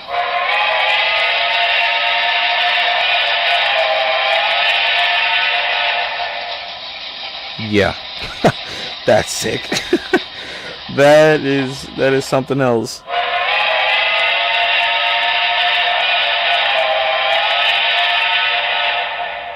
To me, every time I hear that, it sounds like the train is in like the middle of a really big train station, and it's like passing through. That's what I hear every time I hear that whistle, and it just, man, it really gets me. But whistle is really good, bell is really good. Idling sounds are different on this one than 611. Okay, Paragon 3 is looking pretty good. Let me show you a model that I'm not as impressed with Paragon 3, and this one was a disappointment.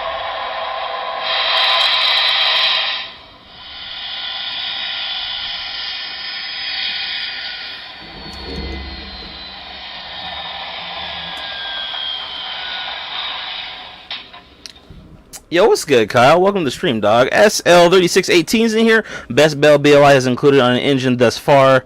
Glad they've included better 5.6 chimes on newer equipment. Niagara's NYC 6 winning the game for me.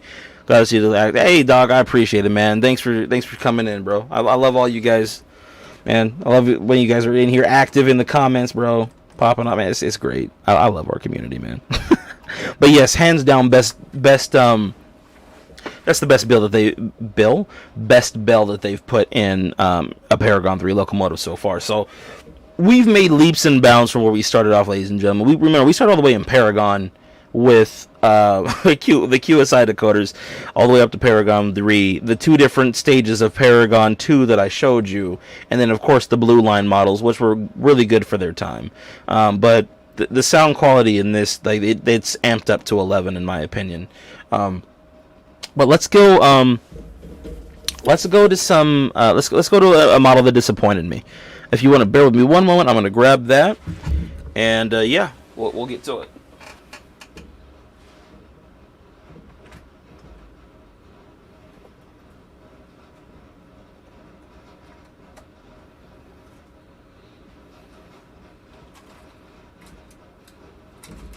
Oh, jeez. Well, let's not have that happen.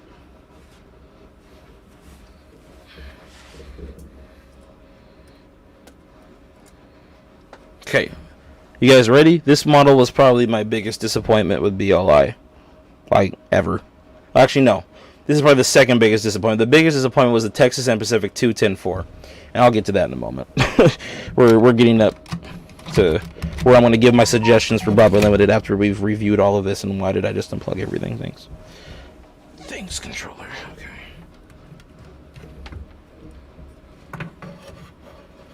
Okay, so the big boy, now, anyone who's been following this channel for years knows that this is my favorite engine. If you want to know the backstory as to why and all that good stuff, I have two videos on this channel which will explain it well.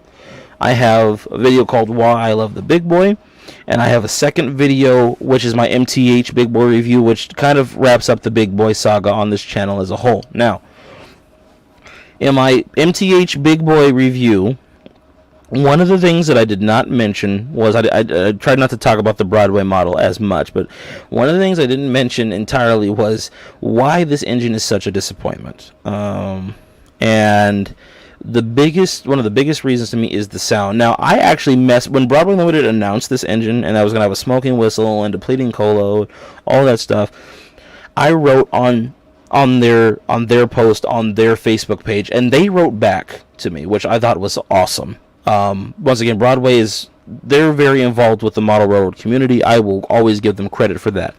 The problem, though, and here's the issue with this model. The problem is that, so actually, before I say that, what I told them on the post was, said, listen, you guys need to create an entire new sound set for this engine.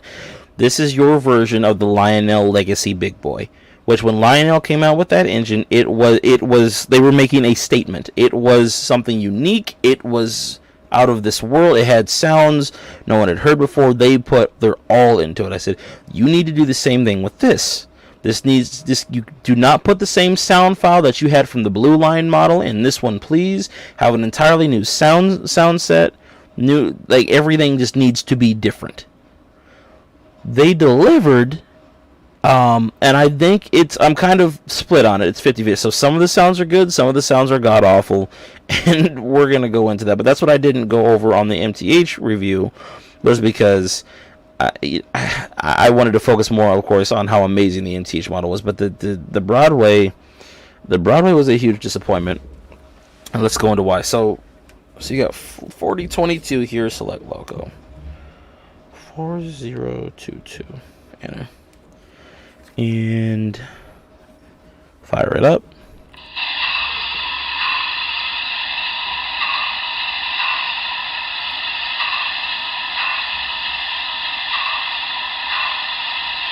So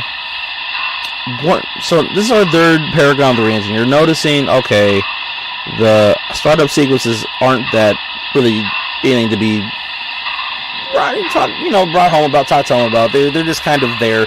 You turn the engine on, it makes noise. Okay, whatever. So kind of a step down from Paragon, the later Paragon 2 models. Where I'm going to give them points here is, one, the idling sounds. Totally different. New sound set. You haven't heard this before. And it sounds heavy. Sounds like it could be on a big boy. Okay? I like it. What's the bell sound like?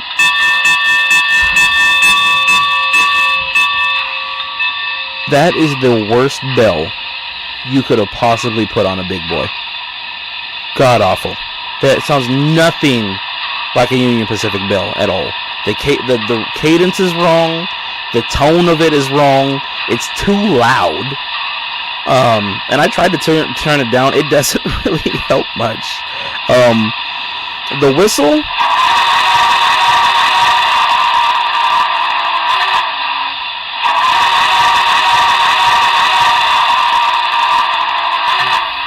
So this is what I did. I played this whistle file next to the Lionel Legacy whistle file. It sounds like the Lionel Legacy model, but just a cheaper version of it. And it's good, and for the time it was exciting because it was different from any other model we had had. It sounds like a big boy. Okay, it's cool, but I'm sorry, it's just not touching MTH. Like MTH came out with a run of big boys right after this one. So that would be the run in between the one that has a smoking whistle now, and I think like their fourth run. And I was debating on buying that one because it came out with a new sound file for the bell, and the bell was a lot better than this piece of crap. Like, dude, it's just. I'm not gonna make your ears bleed with that, but I'm just not impressed with how that sounds. The chuffs.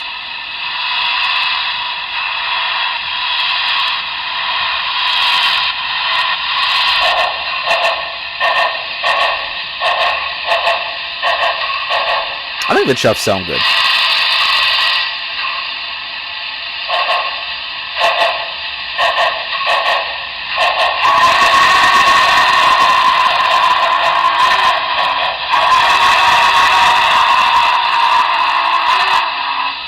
The other problem I have with this engine is that you can't tell that the whistle is smoking when the smokestacks are operating. And so it just kind of, it loses the effect. Like when I would run this at the club or open houses, I had to have the train sitting in neutral for anyone to notice that the whistle smoked. And it's just like, that's not really doing what I need you to do, what I needed it to do. But that's okay. We have the MTH now. It's way better. If you want to see my opinion on the MTH, go look at that. Go look at the review. It's on my channel. Let's see if we can get that other whistle signature on here.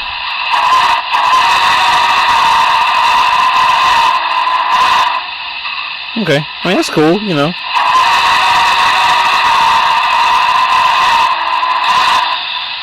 Let's listen to Function 25's version.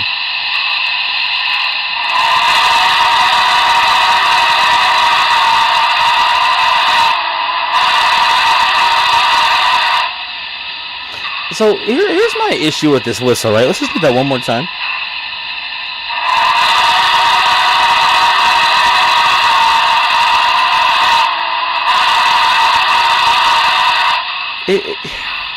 It sounds like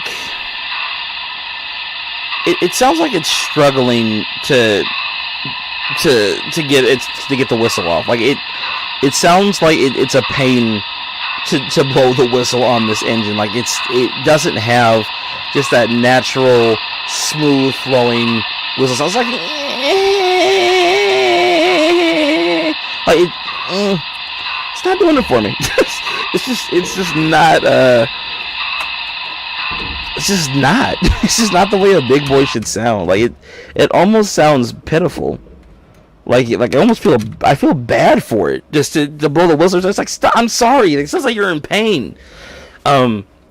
Also, there's one other thing I want to note. So the last two Paragon 3 engines I showed you, the smoke was pouring out of the stack, right? You saw that we already talked about that earlier. You changed CV, what is it, 232, right?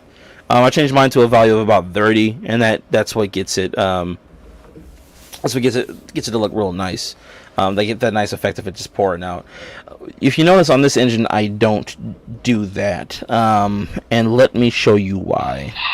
So if I go in here, right, and I try to program the smoke to pour out while it's idle, like the last two engines we looked at. Chill. This is what you're going to get. So once again, remember, all right, CV 232, folks. If you want to do this at home with your engines later, unit value 232. I want to set it to 30, like my other models. Okay, so it's just wisping out of the smokestack. Not all right. I mean, that's not really that great, but whatever. All right, let's go back in and mess with it again. Program. Enter. 2022 CV 232. Let's do a value of 50.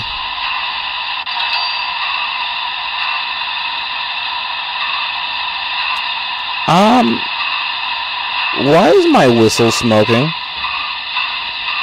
What? And also, why is the smoke unit so weak? Like, this is value 50. Like, that's kind of wild. Oh, hold on a second. I see something here. So the problem with this model is that if you try to increase the smoke output on the smokestacks, it doesn't just do it for the smokestack, it'll also do it for the whistle, and that just kind of ruins it. If I were to bump this up any higher, like you would see like the smoke just pouring out of the whistle like it's a third smokestack, and it's just not cool, man. Like they should have tried to find a way to keep that. But that's not even, the weird thing is that's not even a CV that Broadway Limited advertises in their instruction manual. Once again, I had to go to Neil Dahl to figure out how to do that. So let's turn this back down. 232. What we'll do, I'm gonna value like 10. Tone that down a little bit. There we go. Now it looks like a Paragon 2 model. Great.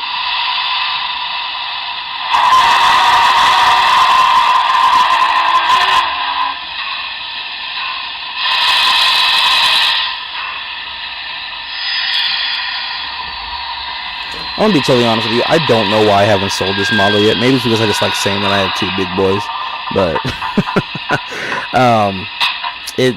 this model was a bit of a disappointment. It runs great. It's heavy. It feels good. It's a fantastic build quality, right? It's got amazing lighting features. I would even argue that some of the lighting on here is better than the MTH, but the sound just is not. And also, one thing that it beats the MTH on is that the distance between the cab and the tender is prototypical. So that's a huge plus for a lot of people. But for me, sound is like almost, if not the most important thing, like the second most important thing when it comes to these models for me. And this just was not doing it. And so now this kind of gets us into our dilemma with Broadway Limited, and what, after looking at all these engines, so what's the point? What should we learn from after looking at the Paragon models, to the Blue Line models, to the Paragon 2 models, the first half of Paragon 2, then the second half of Paragon 2, into Paragon 3? What have we learned here? Well, let me get into that after I read some comments. I want to see what you guys have been talking about in chat. Let's see here. So, you guys have been really, really active. Okay. Let's see. The air pumps sounded like the same ones as 251. Yeah, they were. They were the same air pumps as 251. Oh, sorry, or the S3. God, you're messing me up. What, the big boy made you sad? How? I know you're going to explain it.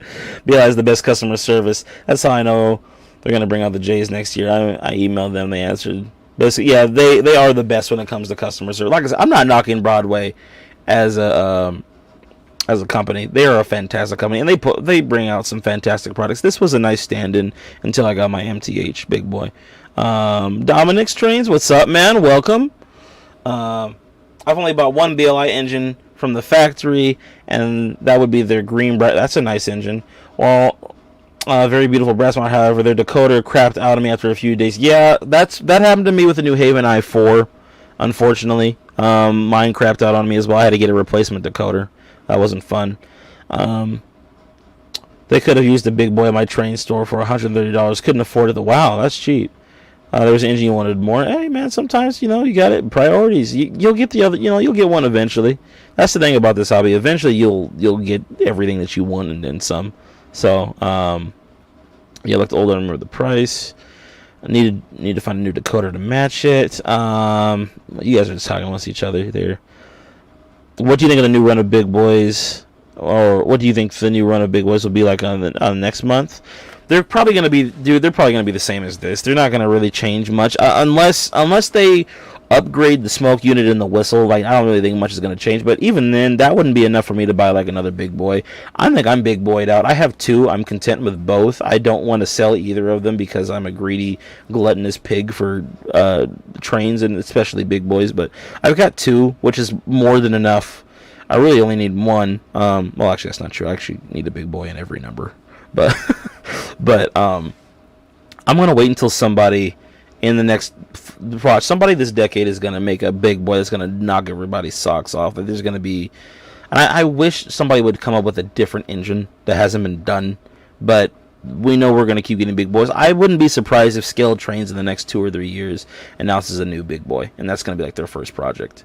And I would buy it. I would buy it just for the sake of curiosity, because Scaled Trains puts out a crazy product. But I wonder what unique features they would have. And I would assume a glowing firebox for a museum quality big boy. Casey Hudson, I've got a Paragon 2 462 Light Pacific that runs great but has one problem. When it reaches the curve, the headlight flickers but keeps rolling. Got any ideas on how to fix it?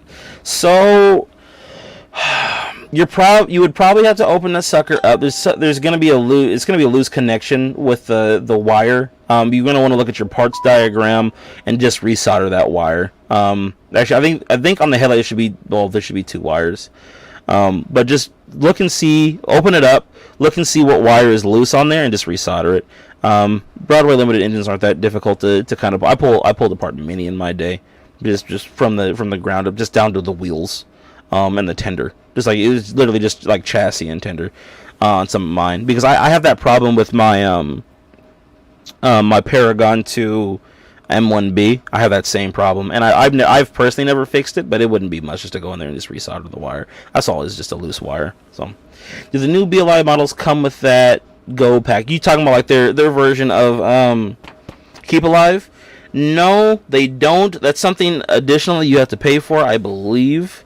So yeah, but if that's not something that really interests me. I don't plan on keeping on any or adding that to any of my models. But then again, I'm not really doing a whole lot in the hobby right now. So yeah, dude, I do love the MTH big boy. You are, dude. Thomas, you've been here for years, man. You know. I wish someone would come up with an NWM class 480 like the. I gotta look up what that is. I'm not entirely sure which engine that is. Yeah, no problem, Casey. Glad I could be of some assistance, man. Kyle, yeah, I have a key imports brass greenbrier, and in comparison to the BI, not much different. Oh, okay. That's fancy ass. No, I'm just joking. No, that's sick. Key Imports make some gorgeous models, man. I'm low-key jealous. But yeah, in comparison to the BLI, not much of a difference. If anything, I think the BLI has just a little bit more detail. Wow. Oh, that's crazy. And A-Dog is back. Welcome back, man. So we're kind of getting to the crux of not necessarily the conclusion, but the crux of what this video is about. So I've given my criticisms, and we've gone over basically a whole host of different BLI products through 3 generations worth of locomotives. And regardless of when you started jumping in this video, I want to thank you for coming on this journey with me, because like I said, a good portion of my collection is Broadway limited, and I don't want to say I'm a Broadway limited expert or anything stupid like that, but I have handled probably a good 20 to 25% of like the products that they've put out, and I've had multiple engines from every era of Broadway limited. Including all the way back to when they were Precision Crab models. I had the Precision Crab models big boy. That was my first scale HO big boy. So I've handled basically everything, or not everything, but I've handled a model from every era of Broadway Limited's manufacturing. So what I've learned, and what I hope you guys have seen throughout these videos, is that Broadway Limited has some amazing products. They have some awesome potential, but there's one key theme that keeps popping back up, and this is even in the chat. You'll see in the chat what people are saying is that, man, like, their sounds are okay, but I had to swap my decoder out for a TCS or a QSI or a Tsunami, whatever. One of you even said earlier, man, that New Haven i4, that doesn't even sound like a Broadway Limited engine. Crazy, isn't it? I'm sure Broadway Limited has an incredible library of sound files, and the few engines that I've showed you are just a handful of the different products that they come out with over the years. There have been some really unique models that have come out with some really unique sound sets and sound files, but I think some of the ones that I've showed you, they're some of the more niche or more unique sound sets. Like the i4 has a unique sound set, the J has a unique sound set, the brass, one of their first brass hybrids, that Union Pacific 210-2 that I showed at the very start of the video, that had a unique sound set for its time. The H10, the Penske H10, that had a unique sound set. Some of these engines have whistles and bells that haven't been used in many other engines. But the problem is, with all the variation that they've had, there's a lot of repetition. There's a lot of putting the same sounds in different engines, and that's why people get burnt out with their products. And for a lot of us, although it's cool to be able to put your own sounds in engines, I'm not trying to gut a Broadway Limited engine. This is just me personally, but I don't want to gut a Broadway Limited engine and put different sound in it. I like Broadway sounds. I like them for the sounds that they have. So what does all this mean, right? What's the conclusion? The conclusion is they need to figure out a way to where you can customize the sound files in whatever locomotive you want. Think about it like this, okay? I'm going to give you a brief story. So back when the Texas and Pacific 210-4 was announced, I was doing backflips off the wall, and as a dancer that can't do backflips normally, that's a very exciting thing. Moving on. So I was very excited when I heard that the 210-4 was going to be released.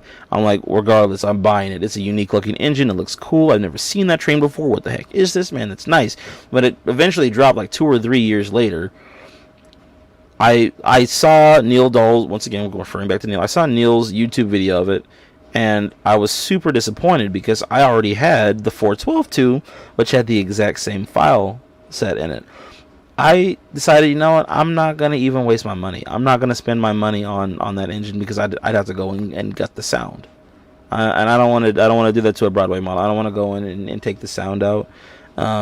And put something else. Although I could make it sound better, I could definitely put better sound in it, but that's not really what I wanted to do. I wanted them to have a unique set of sounds that I could put in. If I had the option to even choose the sounds that I wanted, even if they had been sounds from other engines that I had in the past, and just maybe kind of plug and play or mix and match, that would have been worth it to me to buy that engine. As a matter of fact, there have been a few engines I kind of skipped out on, especially diesels that I skipped out on because, well, one, because they're diesels, but two, I skipped out on them because they just have the same sounds. But I know Broadway, especially after all the engines that we've seen here, this is just a handful, but after all the engines we've seen here, there are some unique, interesting sound files that they have, and I'm sure that they have more that either haven't been released yet or have been put back in a vault somewhere in a sound library that they just keep tucked away. What I am recommending, if Broadway Limited ever watches this video, and I'm sure many of you can agree with this, what I would recommend, instead of them investing a lot of time and money and effort into continuing Rolling Thunder, which I know that's their baby, that's cool, but it was a little gimmicky, and for me, mine didn't even work that well.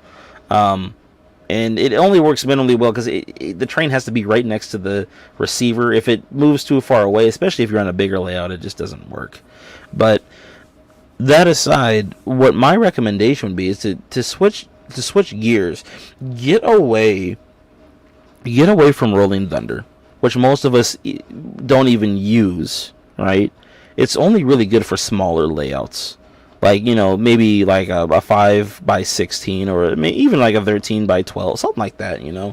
5x16, that's kind of, well, no, maybe a decent size there. Anyway, for smaller layouts, you know, it's not meant for anything elaborate unless you've got multiple subwoofers and multiple receivers, and then that's just a whole nother crazy series of daisy chaining subwoofers and receivers at different parts of your layout. But I think it would be more enjoyable. Their products would be more enjoyable, and I honestly think they would personally, I can't speak for all of you, but they would personally have more of my money if they had some kind of software or a kit that you could buy, where you buy the kit, it attaches to your computer, it allows you to program any Paragon, well, not Paragon because those are QSI sound files, so they couldn't do that, but any Blue Line, Paragon 2 and Paragon 3 engines, and mix and match sound files. The reason why I know they can do this is because they can, sometimes when you get your trains serviced from Broadway Limited, they have to upload, if I remember correctly, I think they did this on one of my engines, but they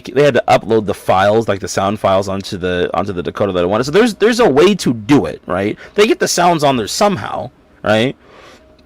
They need to make that technology available to the public, and in a kit that's affordable, where you buy it and you can customize your engines any way that you want. That way, your engine won't sound the same as your friend's, or your friend can bring you their engine and you can customize the sound files on it for them. They would not be the first company to do this. QSI has done it, but that unfortunately QSI no longer. I don't even know if QSI is in business anymore. Like, QSI is just kind of fallen back into the annals of model railroading history, into obscurity. Like, they're there, but they're just like recessed somewhere. I don't know what they're doing, but they had the option to do that. Lokesound does it as well, but these companies don't really advertise, and they also don't have the rapport with the model railroad community the same way Broadway Limited does. Broadway Limited is very active in the community, very active in listening to their customer base, and they're very open to hearing feedback also. They're like I said, we've been saying this throughout the entire video, guys. They're a fantastic company. Their customer service is superb.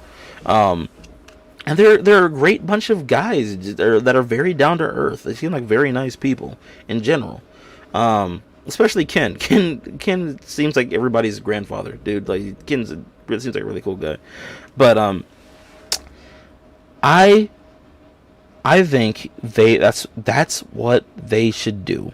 They need to be able to make it to where we can customize our own sound files. And if you guys agree, man, share. If this is going to be a long ass video, so I know they're not going to watch all of this, but share this video and give them the timestamp on where we're talking about this. When the video is done, when it gets uploaded to YouTube, finally, share it on their page. Give them the timestamp, like, hey, watch from here.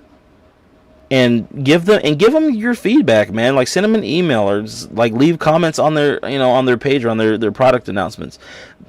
We love their products. We love their company. They're a fantastic company, and they've made some of my favorite trains that I own.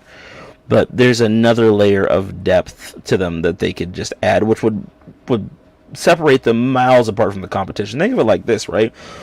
So, while everybody else is using their own, or is using other companies' sound files like TCS and mainly TCS and Tsunami, right?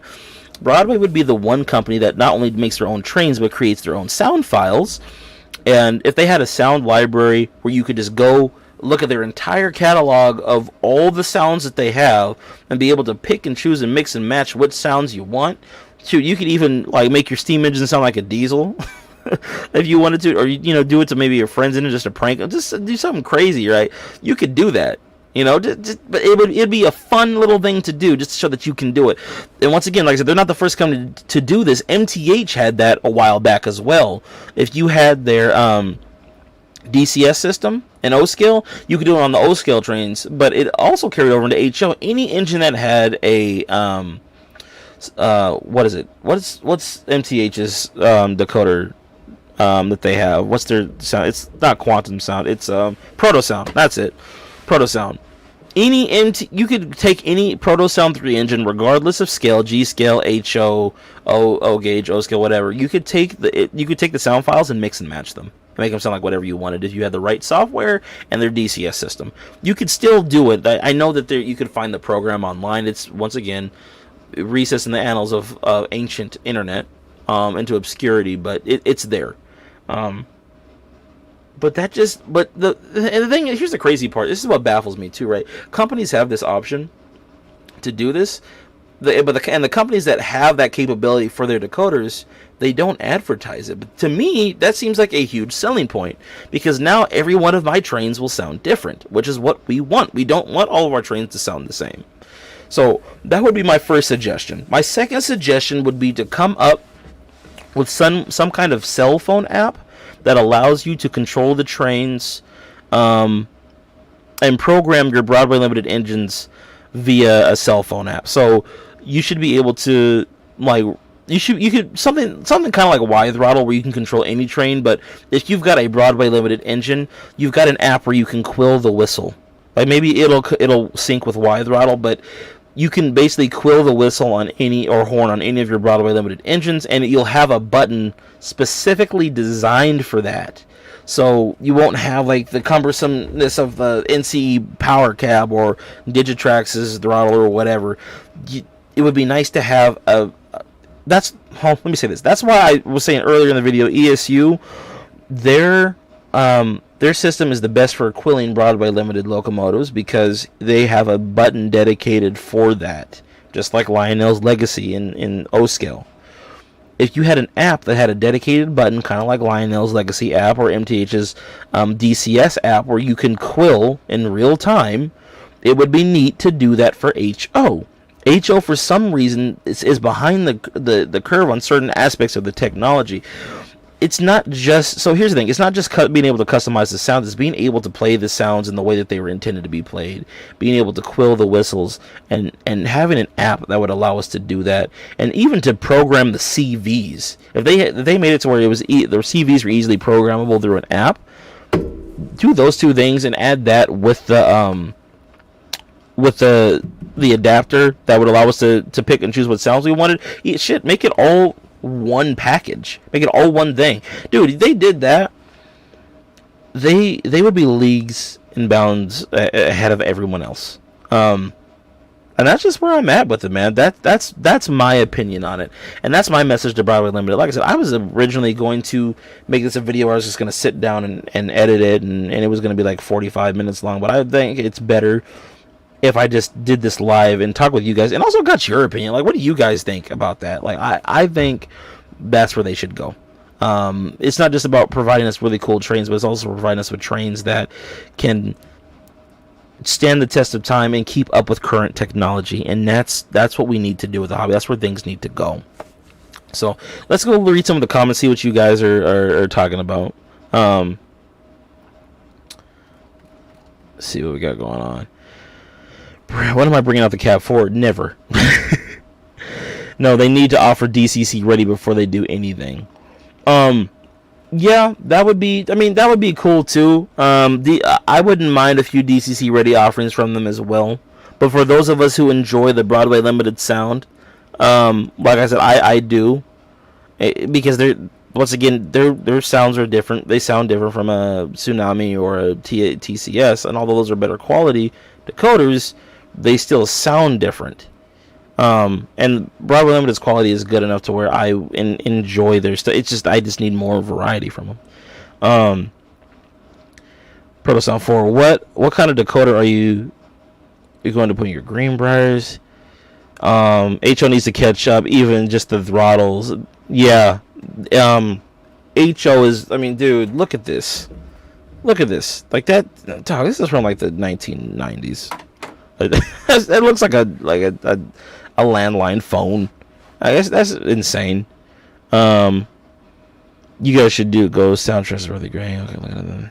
Yeah. If you're gonna put sound in your Greenbrier, bro, I would honestly look into a Lux sound decoder. Honestly, I think that might give you a more unique sound for your Greenbrier. I personally put them and TCS above Tsunami. For me, I mean, Tsunami 2 is great, but it's just kind of Tsunami's just it's kind of they're kind of played out for me. I don't know.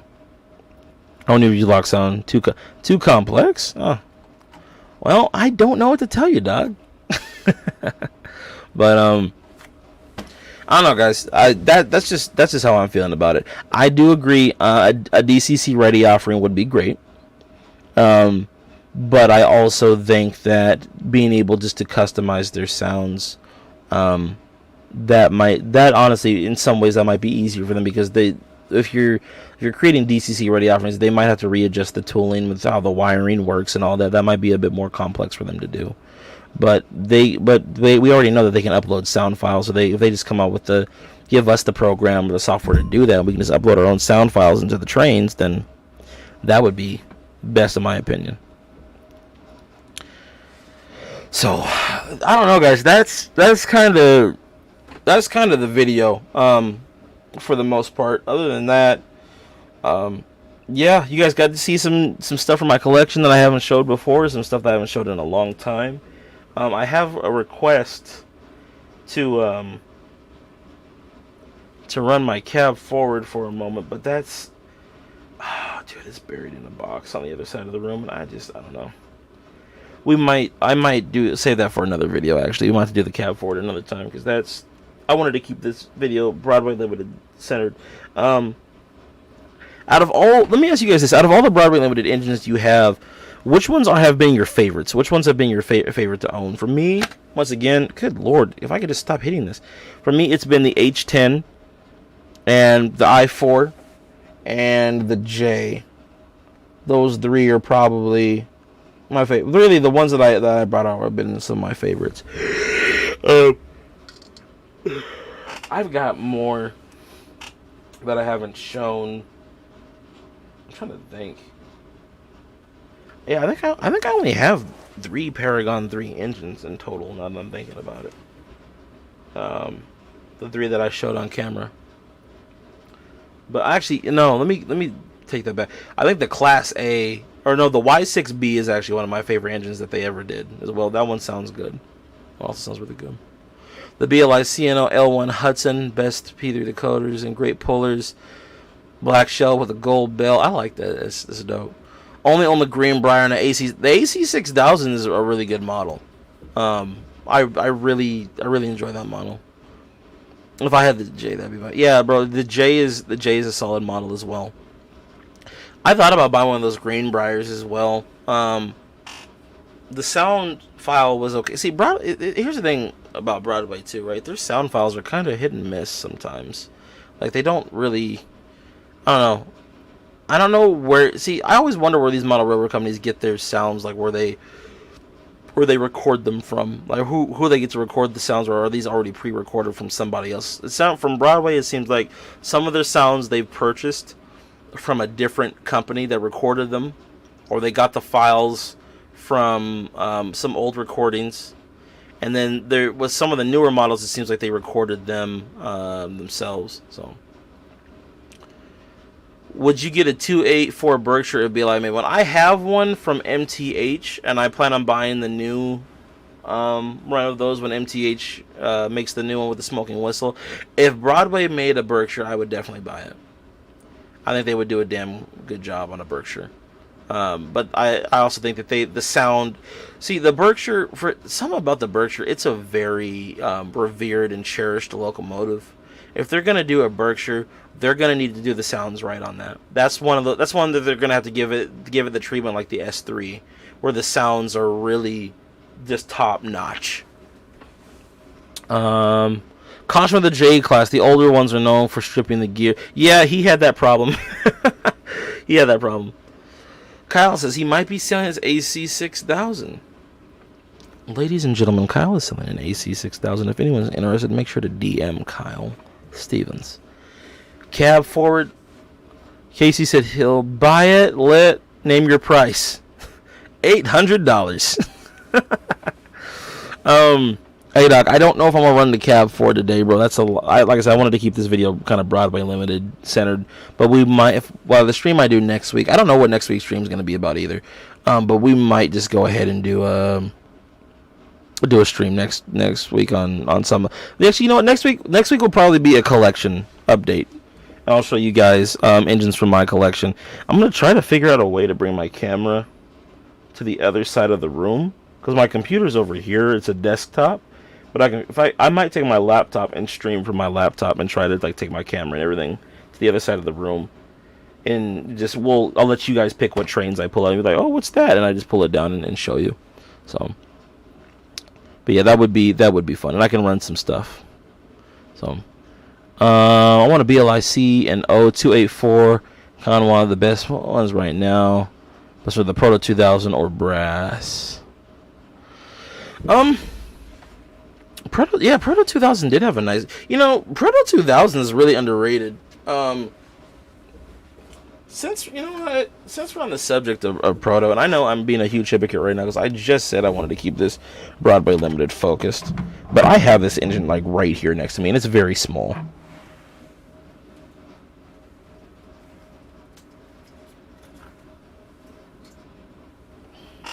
So this engine's only been on the channel one time, or actually twice, and it's been years. But this is a Proto 2000 060 that I weathered. This is, I think, my second or third weathering job that I ever did. And this is my first decoder install. And I put a TCS WOW sound in it. And I am very proud of this model. But Proto 2000, they have some really incredible stuff. Like, their engines, the detail is great. Like, at the time when Proto was in their prime, when they were just constantly pumping out new product, they had arguably the best looking trains on the market with the best detail. This is engine number 45. Oops, hang on. 45. And see, this is why TCS is so damn good, man. Broadway Limited, take notes.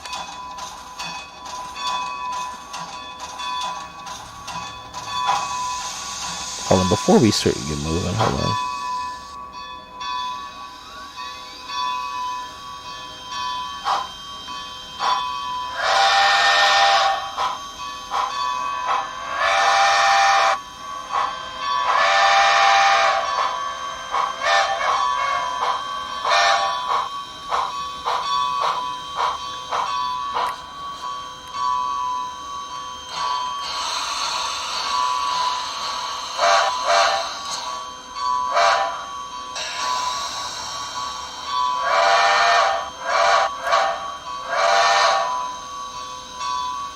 Here's the other thing about like TCS, because so now I'm talking about like Proto 2000 and TCS at the same time. But here's the thing about TCS, right? TCS Wow Sound. The reason why their decoders are so good is not just the quality, right? But it's just like all the hold on. It's all the features that you have. This the ability to have a playable whistle, which acts just like a real a whistle cord, like the less I touch it, like the less responsive it is, and the longer I hold it. Like I just get that playability, that response time from it. That's another thing at Broadway. If they could do something like that, and just kind of improve the playability of their whistles, that would also give them another step up. Anyway, love that model. Thought I'd show it off real quick. Keep alive. Still going. Whoa. Don't break. But yeah, Proto makes a really good model. Hold on.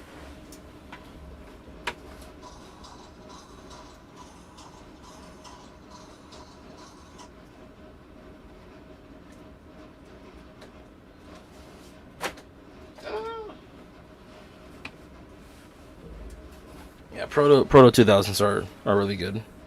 So, and pairing them with TCS is just like a match made in heaven. So, Proto 2000 does need to be revived. Man, you guys have been popping off in the chat. Let's see. Traded for chassis system units. Yes, I need to do a roster up. Yeah, dog, it's been a while. You got to see a little bit of it tonight. You got to see a little bit, but most of these models were older ones. The Proto 08, I would love one of those myself. That was on my list of things to buy at one point. Oh shit. Controller, calm down.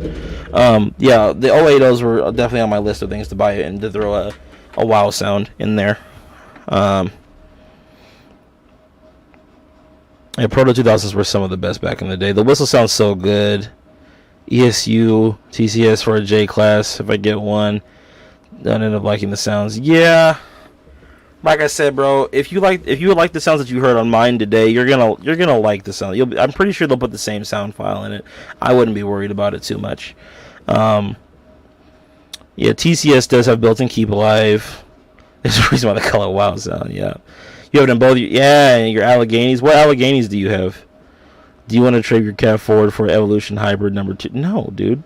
If you're talking to me, dude, I am never trading a steam engine for a diesel, even if it's a transition era diesel, which I love most, if not all transition era diesel. I'm not trading a steam engine for a diesel ever.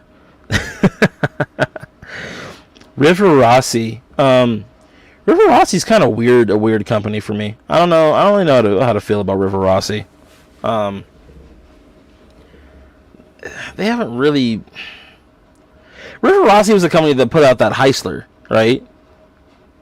I'm pretty sure that River Rossi put out a Heisler at one point. Oh, River Rossi's the company that has the Allegheny. Your Allegheny, or the Allegheny. Yeah, are those the older models? I can't remember oh wait, no, River Rossi came with the Allegheny a few years ago, didn't they? And it had a Lux sound decoder in it, didn't it? Yes, on the newer one. Okay, yeah. Good point. I guess I could just put a keep alive. Yes, yeah, man. And remember, Broadway has their keep alive that you could get installed in it as well if you wanted to.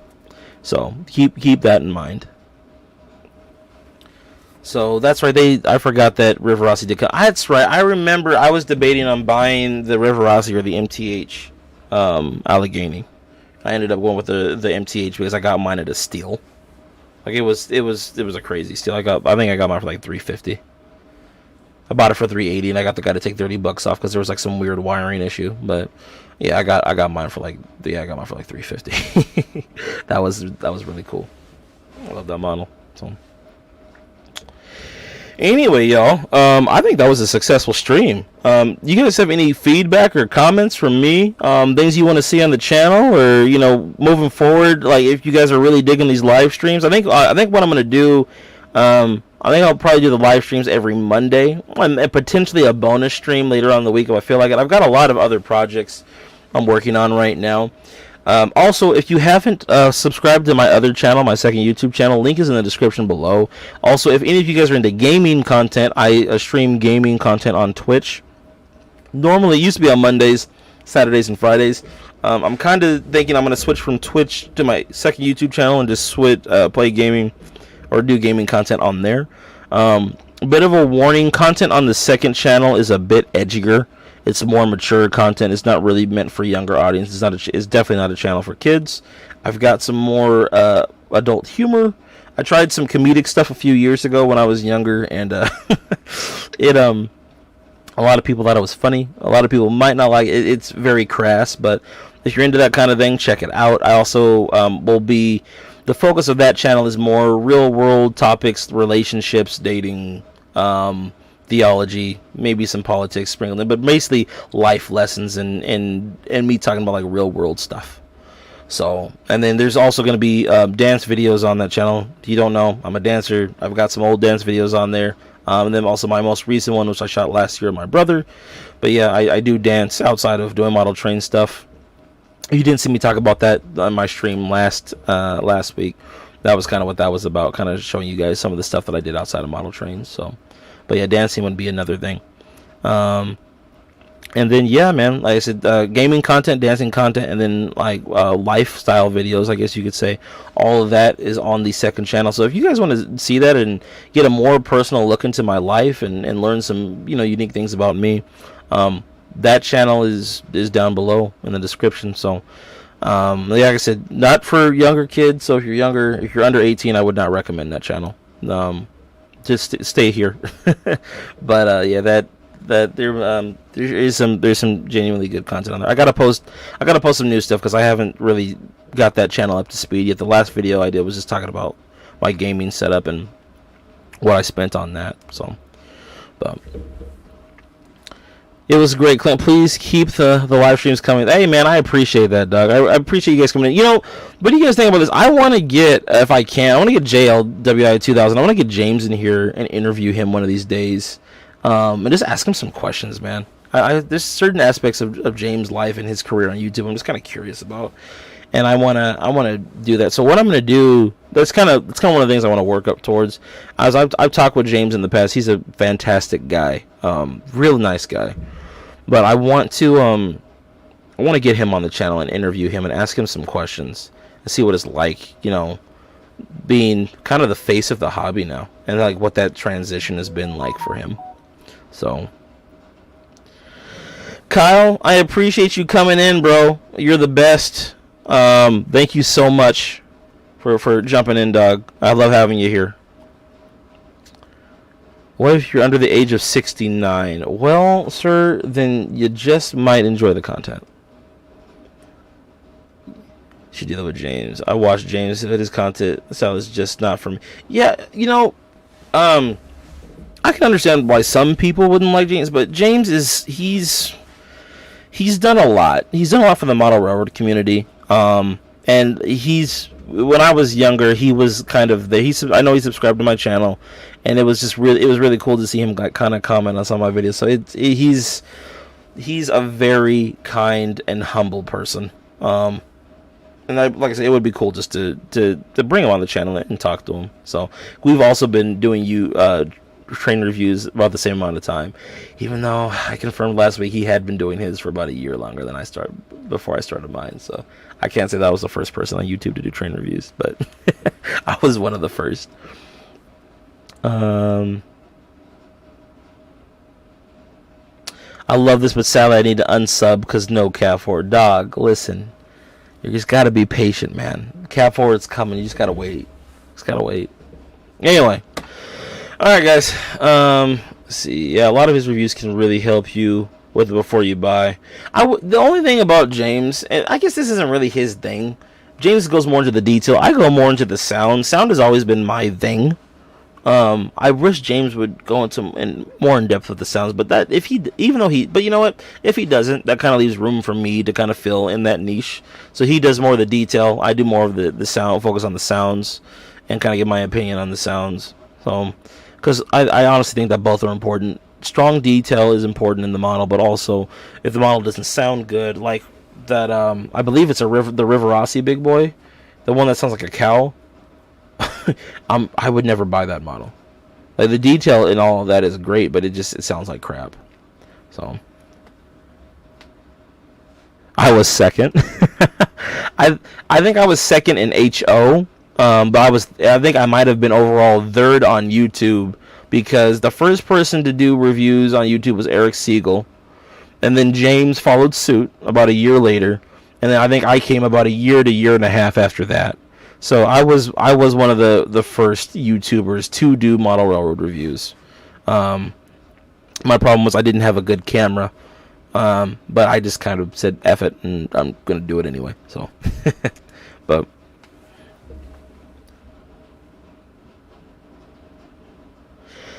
this the Trix Big Boy. That's the one. Not Riverossi. It's Trix. Yeah, Trix Big Boy's trash in terms of sound.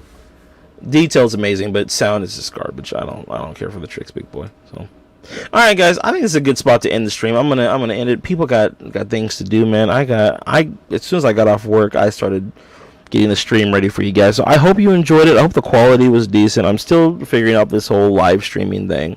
So, like I said, if you want to follow the second channel, please do. Links in the description below.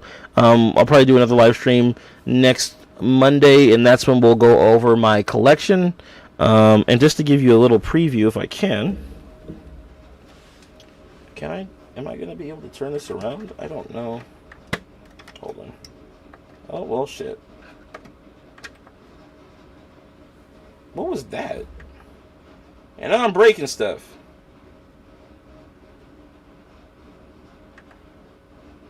Wow. Why is this? Okay, hopefully you don't want to get epileptic seizures from that. Okay. We're just going to turn that off. Anyway, I was trying to turn this around and show off the collection behind me. Good lord. But, you know what? I'll just save it for next week, because this is just too much to, well, actually, you can see my whole room now. Go over this way. You look back there. If I turn this up, the quality is going to get pretty bad. But yep, that is the current collection. All of that. That is everything that I have bought in the last 8 years that I have not shown you guys. So you just let me know what you want to see, and we'll take a peek. We will take a look at it. But anyway, yeah, it looks like your light. It's a, you know, I bought a couple things, you know, not a little bit. Yes, cab forward is right there. It's that black box right at the top. That's why I didn't want to go get it. It's just you have no idea what it took just to get all these trains out. But anyway, thanks for tuning in, guys. I'm gonna end it here. Share, like I said, share the video to Broadway Limited if you enjoyed it. Share with a friend. Get the word out. Let's make our voices heard on this topic. And I will don't fall. I will catch you guys in the stream next week. Take care, guys. God bless. Peace.